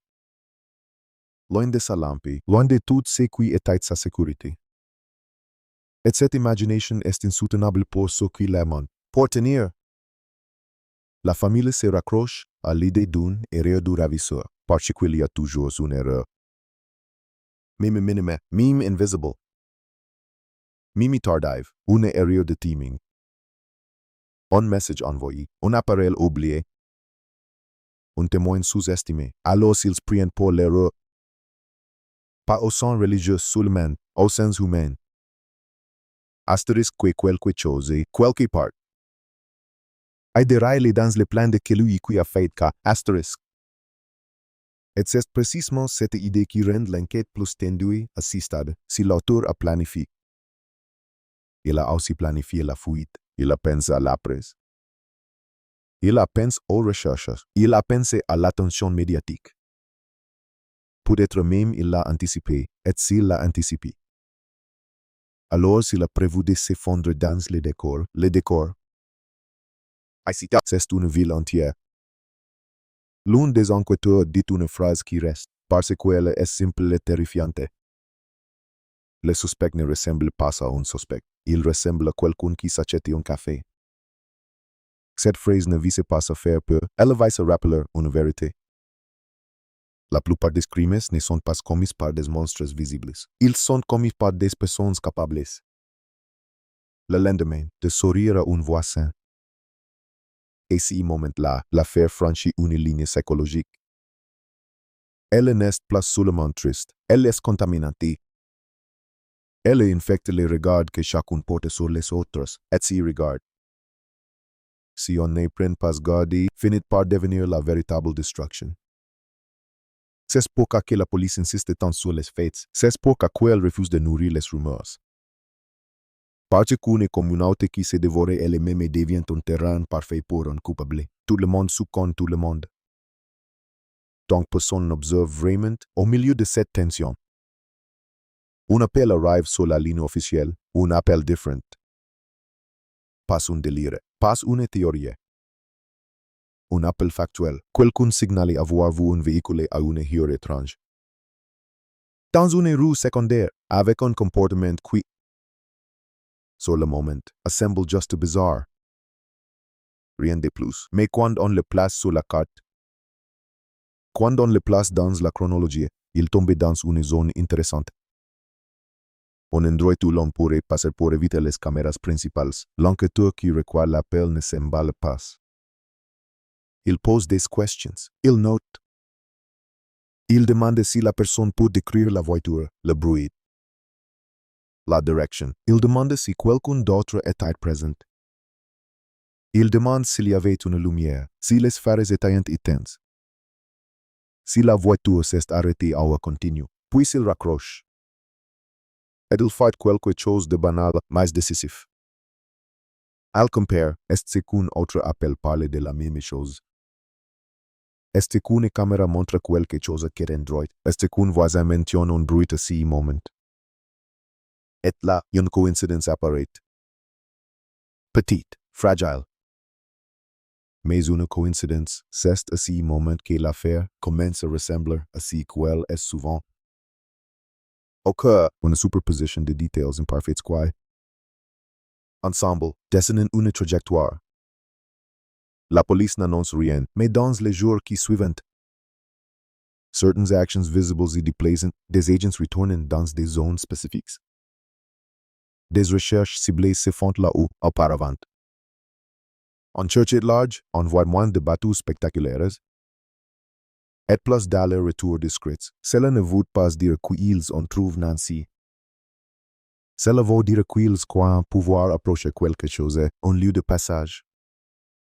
Un point de transfert, un endroit où les plans a dû respirer.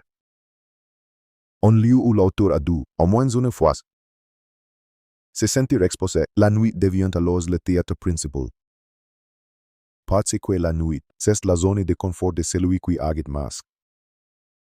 Et la police commence à travailler comme on travaille dans les affaires où l'ombre est un personnage. Elle surveille. Elle compare. Elle attend. Elle traque la répétition. Les criminels répètent. Même quand ils croient être uniques, ils reprennent la même route. Ils retournent au même endroit. Ils consultent les mêmes pages. Ils commettent la même erreur, pendant ces temps. La famille reçoit des messages, certains sont bons. Des soutiens réels, d'autres sont atroces. Des insultes, des accusations.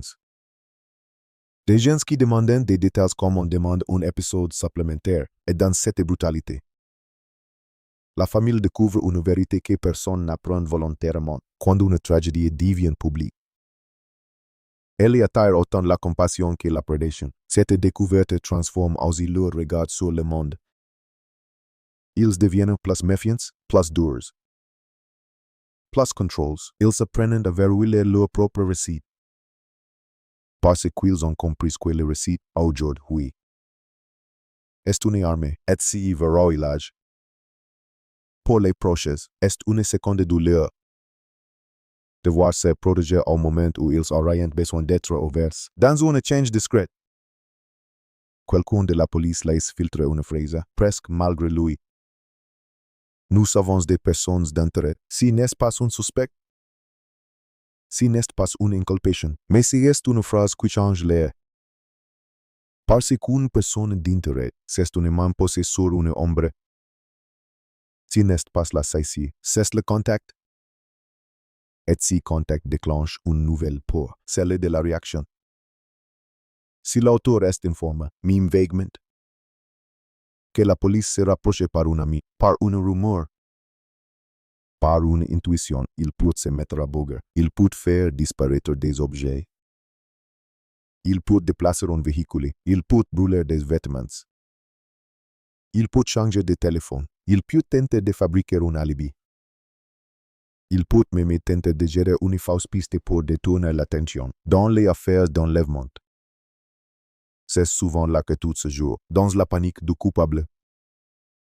Et c'est là que le récit se resserre, non plus autour de Nancy Suleiman, mais autour d'un duel invisible. La patience des enquêteurs contre la nervosité de celui qui a commis l'acte. La silhouette masquée sur la vidéo redevient l'image obsessionnelle. On la montre à ceux qui peuvent reconnaître une démarche. On la décrit à des gens qui connaissent des gens. On la place dans des bulletins internes. On compare son gabarit à des individus connus. C'est un travail ingrat. Presque archaïque, malgré la technologie. Reconnaître le humain à travers une forme est important. Parfois, c'est la fonction. Pas parce qu'on voit le visage, mais parce qu'un ami reconnaît une manière de bouger. Un parent reconnaît une posture, un collègue reconnaît une taille, une épaule, un rythme. Le corps, même masque, trahit des habitudes dans ce climat. Une décision est prise, la police demande au public de se concentrer sur une chose simple. Pas sur les suspects imaginaires, pas sur les théories. Sur le concret. Véhicules inhabituels, personnes masquées, comportements nocturnes anormaux autour du quartier à la date précise. C'est un appel au réel, une tentative de ramener l'affaire à ce qu'elle doit être.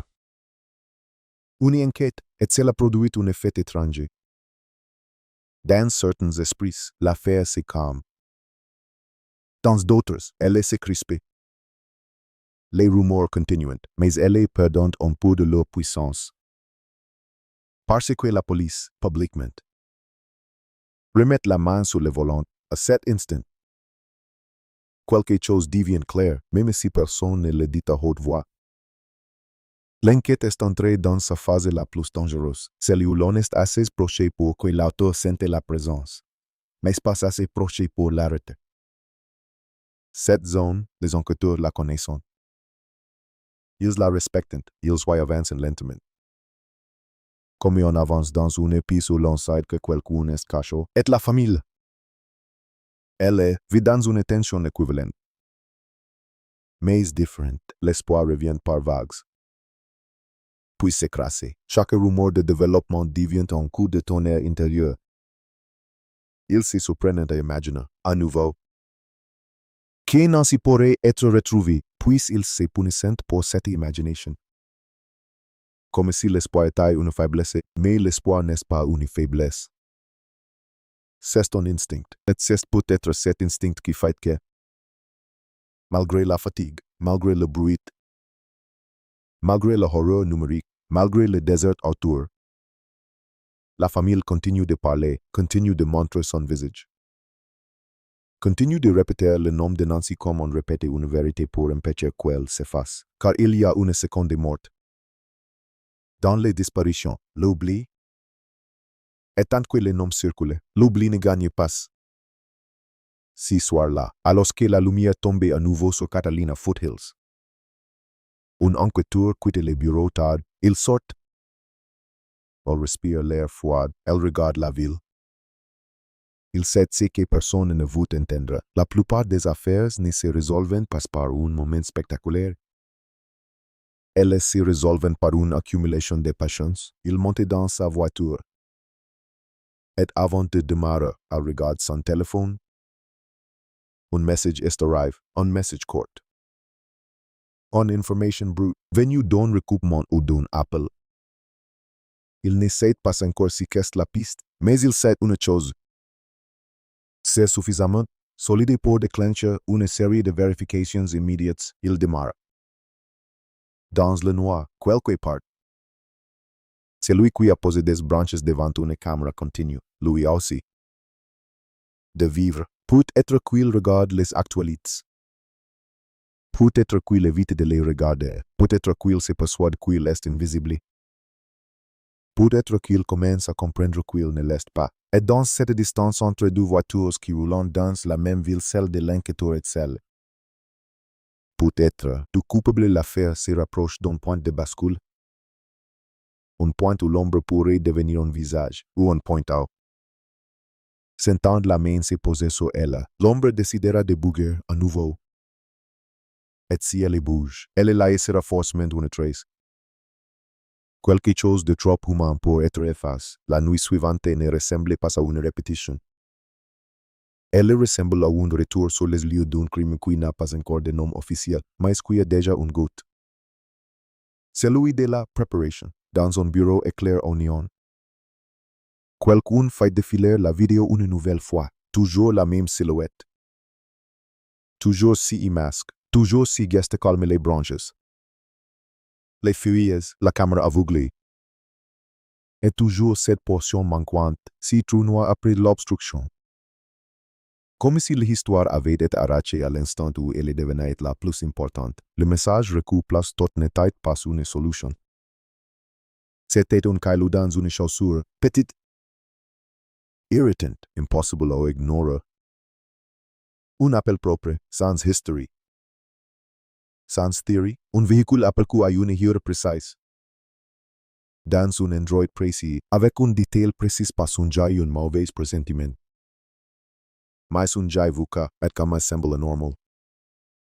Le genre de détail qui n'impressionne personne sur un plateau télé, mais qui peut faire bouger une inquiétude parce qu'il est compatible avec la réalité.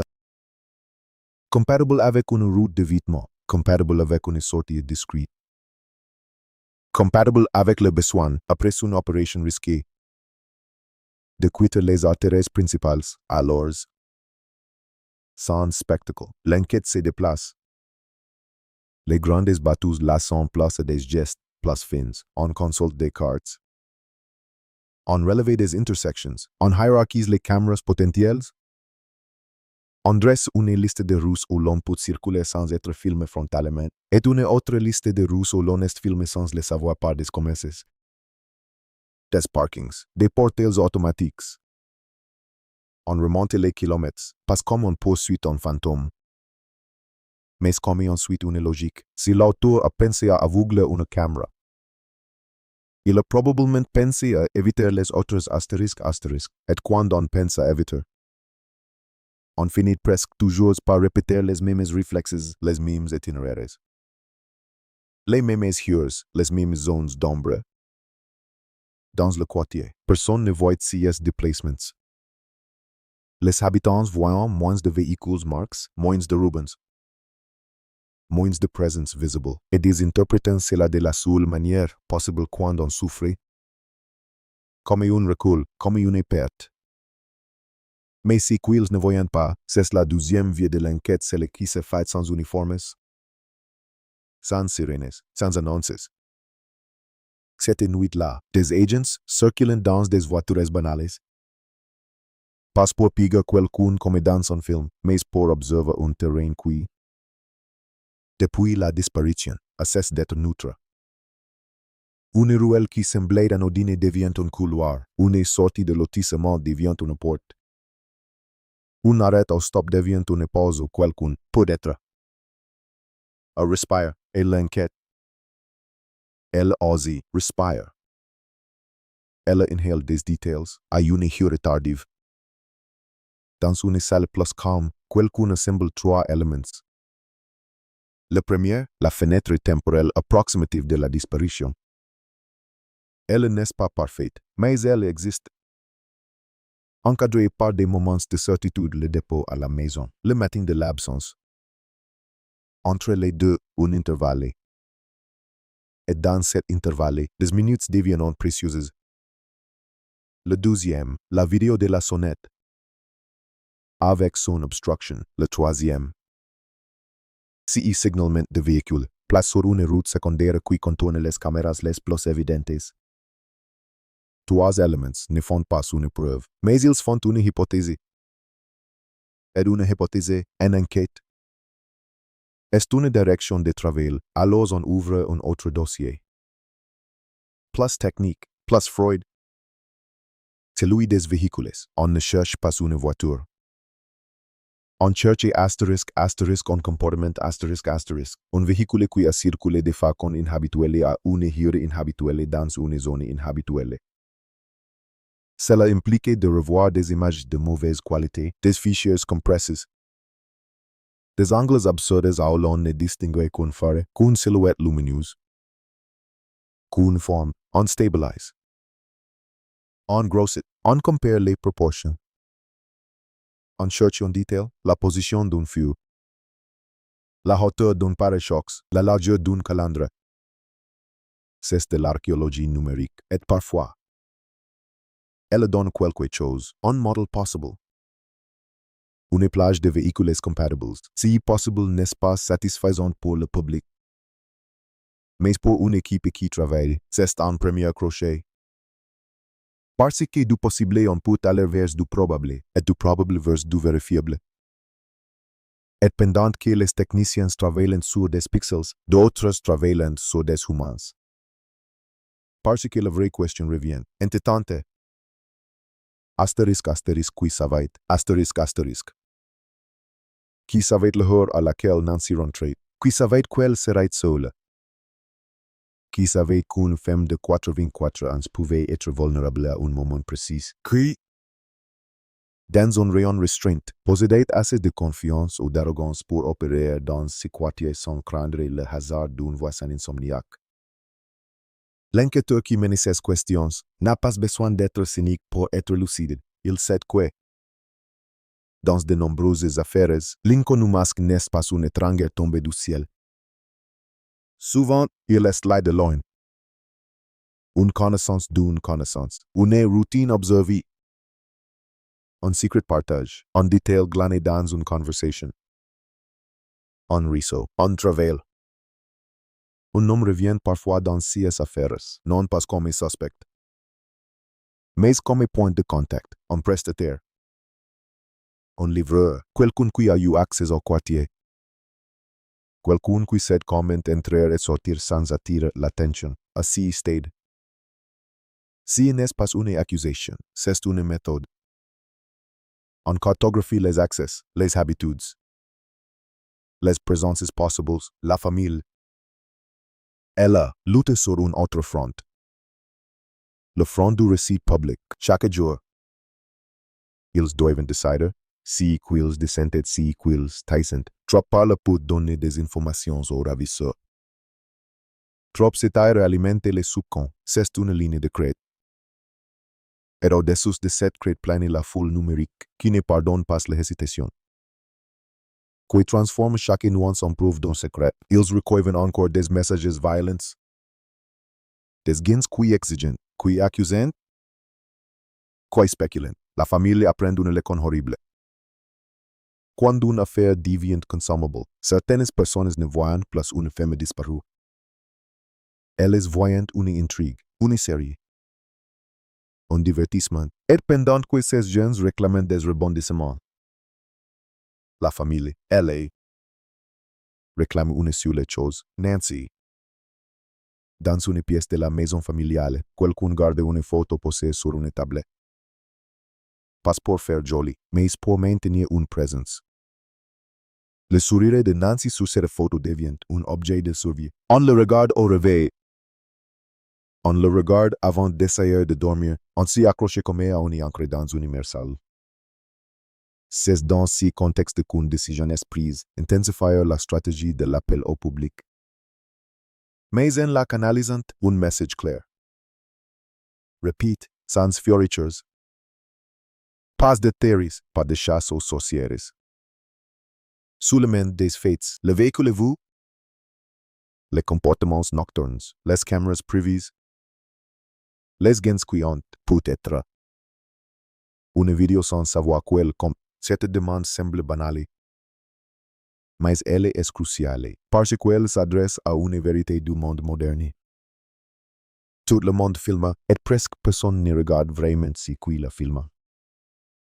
Dans les jours suivants, cela produit un résultat ambigu. Des dizaines de vidéos arrivent, la plupart ne montrent rien. Certaines montrent des ombres, des reflets, des choses que l'on pourrait interpréter dans tous les sens, mais au milieu, il y a parfois une séquence qui accroche l'œil d'un analyste, pas parce qu'elle montre clairement un crime, mais parce qu'elle montre un astérisque, anomalie astérisque, une voiture qui ralentit au mauvais endroit, une portière qui s'ouvre puis se referme, une lumière intérieure qui s'allume. Un demi-tour inutile, si sont des gestes simples. Mais dans une nuit où quelqu'un a disparu, les gestes simples deviennent des signaux. La police ne s'emballe pas, elle a appris à se méfier. Les fausses pistes, surtout dans une affaire médiatisée, pouvant tuer une enquête, mais elle avance. Elle recoupe, elle place ces anomalies sur la carte. Et ce qui était une constellation diffuse commence à former une figure, un corridor de circulation plausible. Un couloir d'évitement, une direction. Le désert, jusque-là, était une menace abstraite, trop vaste, trop silencieux, maintenant. Il devient une option parmi d'autres, pas la seule. Car l'option la plus claquante dans une disparition n'est pas toujours loin, parfois. C'est près, parfois. Le ravisseur ne part pas dans la nature, il reste dans la ville. Il se cache dans la normalité, et cette possibilité change la manière dont la police pense la suite. Si l'auteur est local ou au moins familier, il peut être encore là, il peut aller au travail. Il peut faire ses courses, il peut observer les recherches. Il peut se nourrir de l'idée qu'il a créé un chaos qui lui donne de l'avance. Cette idée déclenche une stratégie que le public perçoit rarement. L'observation silencieuse, on ne cherche pas seulement la trace du crime. On cherche la trace de astérisque la réaction, qui suit l'affaire avec une intensité anormale, qui pose trop de questions, qui tente de s'informer sur ce que la police sait, qui veut aider de manière trop insistante, si n'est pas une preuve. Mais c'est un filtre. Dans le même temps, l'équipe technique continue de travailler sur la vidéo de la sonnette, plus on la regarde. Plus une chose apparaît, l'auteur n'a pas improvisé la couverture de la caméra. Il a su, instinctivement ou par habitude, quoi faire pour aveugler l'œil, et ce genre de réflexe peut venir d'une expérience. Cambrioleur, personne habituée à contourner des dispositifs. Individu qui a déjà fait face à des caméras, ou simplement quelqu'un qui a appris en regardant d'autres affaires. La question devient alors, est-ce que cet enlèvement présumé ressemblait à un acte unique? Il y a une signature, les enquêteurs commencent à vérifier des incidents voisins. Vols nocturnes, tentatives d'intrusion. Comportements suspect signals dans les semaines précédentes. Ils ne cherchent pas le même crime. Ils cherchent astérisque le même style astérisque. Une caméra obstruée. Un masque, une approche discrète. Le public, lui, ne voit rien de cette exploration. Il voit seulement le silence. Et le silence est un tocho. Les commentateurs s'impatientent. Les théories reviennent, des gens utilisant des images, coupant des extraits, fabriquant des preuves à partir de pixels. Et la police se retrouve dans une position absurde, travailler contre un ravisseur potentiel tout en protégeant l'enquête contre une foule qui l'a saboté. La famille commence à comprendre que l'affaire ne sera pas seulement une bataille pour retrouver Nancy, qui sera aussi une bataille pour empêcher que l'histoire écrase d'autres vies au passage. Dominic Evans, l'homme injustement cible. devient un symbole involontaire de cette dérive, les menaces, les attaques, le harcèlement.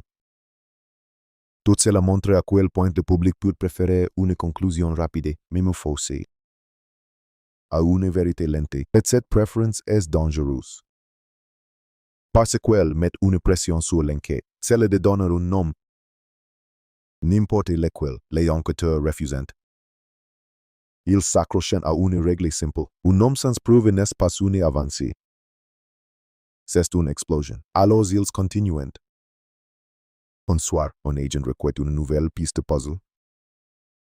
Une vidéo de caméra privée d'un voisin, orientée vers une zone où l'on n'attendait pas grand-chose. Elle montre une rue presque vide, puis, à un moment précis, un passage. Pas spectaculaire, mais la lumière des phares se reflète sur une surface. Et l'angle permet d'estimer la hauteur du véhicule, une donnée de place.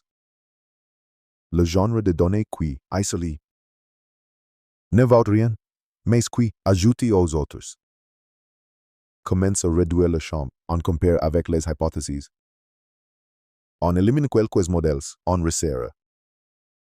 Et pour la première fois, quelqu'un ose prononcer une phrase qui, dans une enquête, ressemble à une respiration. On peut travailler une liste, que veut dire qu'on peut sortir du flou, que veut dire qu'on peut chercher des propriétaires, des enregistrements, de véhicules qui correspondent à une plage précise, que veut dire qu'on peut vérifier des présences dans une zone, des déplacements à une hérie, des comportements après, que veut dire qu'on peut rapprocher une ombre d'une personne réelle. La police commence alors à faire ce que le public imagine réellement. Elle frappe à des portes de manière discrète. Pas une accusation, une vérification. Elle demande, avez-vous une caméra? Avez-vous vu quelque chose cette nuit-là? Avez-vous entendu un moteur? Avez-vous remarqué une voiture inhabituelle? Ces questions, répétées, finissant par produire ce que la peur avait empêché au départ. Des souvenirs, pas des certitudes, mais des impressions. Un voisin qui se rappelle avoir entendu un bruit inhabituel, mais n'y a pas prêté attention. Une personne qui se souvient d'avoir vu une silhouette dans le noir. Un autre qui se rappelle d'un véhicule station trop longtemps, puis reparti. Et dans cette accumulation, l'enquête gagne une chose précieuse. Une direction plus nette pour la famille. CS movements restent invisibles, si quel récent. C'est le poids de l'absence, et cette absence commence à s'infiltrer partout. Dans les repas où personne n'a faim, dans les conversations où on évite certains mots, dans les moments de calme où l'esprit revient, malgré soi. À l'image insupportable, Nancy seule dans la nuit. Et quelqu'un qui approche, le choc. C'est que la famille ne peut pas imaginer Nancy autrement. L'imagination devient un piège. Elle construit des scénarios. Elle torture. Elle invente. Alors les proches apprennent à se discipliner. Ne pas penser trop loin, ne pas se projeter, ne pas se briser. Mais cette discipline aussi est une violence. Elle interdit l'humanité naturelle de la peur, un après-midi. Une décision nouvelle tombe. Des enquêteurs voulaient revisiter une zone périphérique et pas un désert immense. Mais un secteur précis, aligné avec le couloir de circulation probable. Une zone où l'on pourrait s'arrêter quelques minutes sans être vu, où l'on pourrait transférer quelque chose, où l'on pourrait reprendre son souffle. On ne parle pas publiquement de site. On parle de secteur d'intérêt, c'est une nuance. Mais elle est lourde. La recherche s'organise. Moins de volontaires, moins de bruit. Plus de méthodes. On travaille en ligne. On note chaque meter, chaque anomalie. Chaque objet qui ne devrait pas être là, le paysage. Dans ce secteur, n'est-ce pas spectaculaire? C'est justement ce qui le rend dangereux. Il est banal. Il n'est pas fait pour cacher l'exceptionnel. Pendant la recherche, il se passe souvent ce qui se passe dans les moments décisifs, rien, jusqu'à ce que tout bascule. Quelqu'un s'arrête, Il appelle un autre. Une équipe se rapproche, on voit un mouvement de main. Une posture qui change, et même sans entendre. On comprend, ils ont trouvé quelque chose qui mérite qu'on ralentisse. Est-ce qu'un objet, une trace, un détail mécanique, une piste de tissu? La police ne le dit pas. Les familles, dans ces moments, apprennent à vivre avec des silences qui ressemblent à des murs. Car même où on trouve quelque chose est une phrase qui peut détruire une journée entière d'un seul coup. Sur place. On photographie, on marque. On prélève, on sécurise. Les gestes sont froids, presque doux. Et c'est cette douceur qui fait peur. La douceur des professionnels face à l'horreur potentielle. Au même moment, ailleurs. Quelqu'un regarde l'actualité, quelqu'un voit des véhicules. Quelqu'un lit un post. Quelqu'un comprend que l'enquête se rapproche d'une zone qu'il avait peut-être considérée comme sûre. Et si cette personne est l'auteur, alors son corps connaît une sensation particulière. Une chaleur dans la poitrine, un souffle plus court. Une idée fixe, la panique. Les enquêteurs savent que la panique est une alliée, parce qu'elle fait commettre des erreurs. Elle fait bouger, elle force le criminel à agir. Et ajuster, à repérer. Et réparer, dans le monde réel. Impliquer des actions visibles, c'est déplacer. Jeter, brûler. Déplacer, effacer. Alors, cette nuit-là, ils ne cherchent pas seulement Nancy, ils cherchent aussi une agitation anormale. Une voiture qui sort tôt, une voiture qui revient tôt. Un détour inutile, un arrêt dans un endroit isolé. Un comportement qui dit, quelqu'un essaie de reprendre le contrôle. Astérisque, dans une voiture banalisée. Un agent observe une portion de route, il regarde les phares qui passent. Il écoute, le silence du désert urbain est trompeur. Il n'est jamais vidé, il est plein de choses minuscules qu'on ignore habituellement. Une voiture passe, normal. Une autre, puis une troisième ralentit. L'agent note, il compare avec l'horaire. Il ne tire aucune conclusion, il fait ce qu'on fait dans ses affaires. Il accumule, parce qu'un seul passage ne prouve rien. Mais deux passages, trois passages. Une répétition, commençant à raconter une histoire, et l'histoire. Ici, escalade d'un plan qui commence à se fissurer. Dans la nuit, la tension devient presque tactile. Ce n'est pas une scène de film avec musique dramatique, c'est pire. C'est le réel, et le réel n'a pas besoin de musique. Il a besoin d'un seul moment où quelque chose cloche. Vers une heure tardive. Un message circule entre enquêteurs. Court. CC, un point. Une direction. Une demande. Verify immediately. Cela ressemble à une procédure. Mais c'est un appel à l'urgence, parce que c'est qu'ils en trouvent dans le secteur d'intérêt quel que soit si quelque chose vient peut-être de se connecter à une autre donnée. Une donnée qui, soudain, donne un sens, et dans une enquête. Quand deux données séparées se connectent, si n'est plus un puzzle. C'est une piste, la famille requiert une information minimale. Les recherches continuent, l'enquête avance. Rien de conformable publiquement, cela ne nourrit pas l'esprit. Cela ne soulage pas, mais cela empêche l'effondrement total.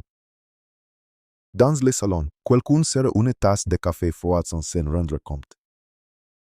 Le regard est fixé sur un point vide, on pourrait croire que la personne ne pense à rien. En réalité, elle pense à tout.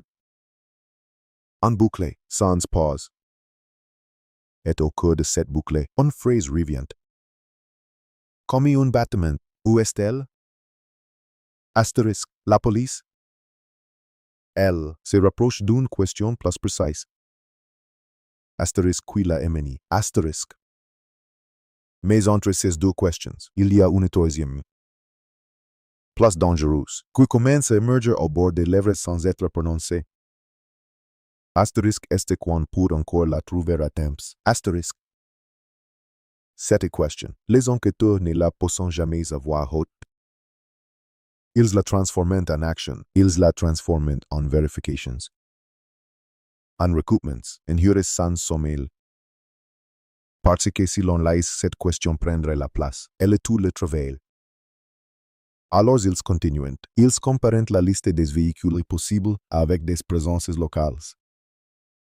Ils vérifient des trajets, ils demandent des données. Ils observent, et dans cette mécanique, une nouvelle piste apparaît, presque par accident. Un point commun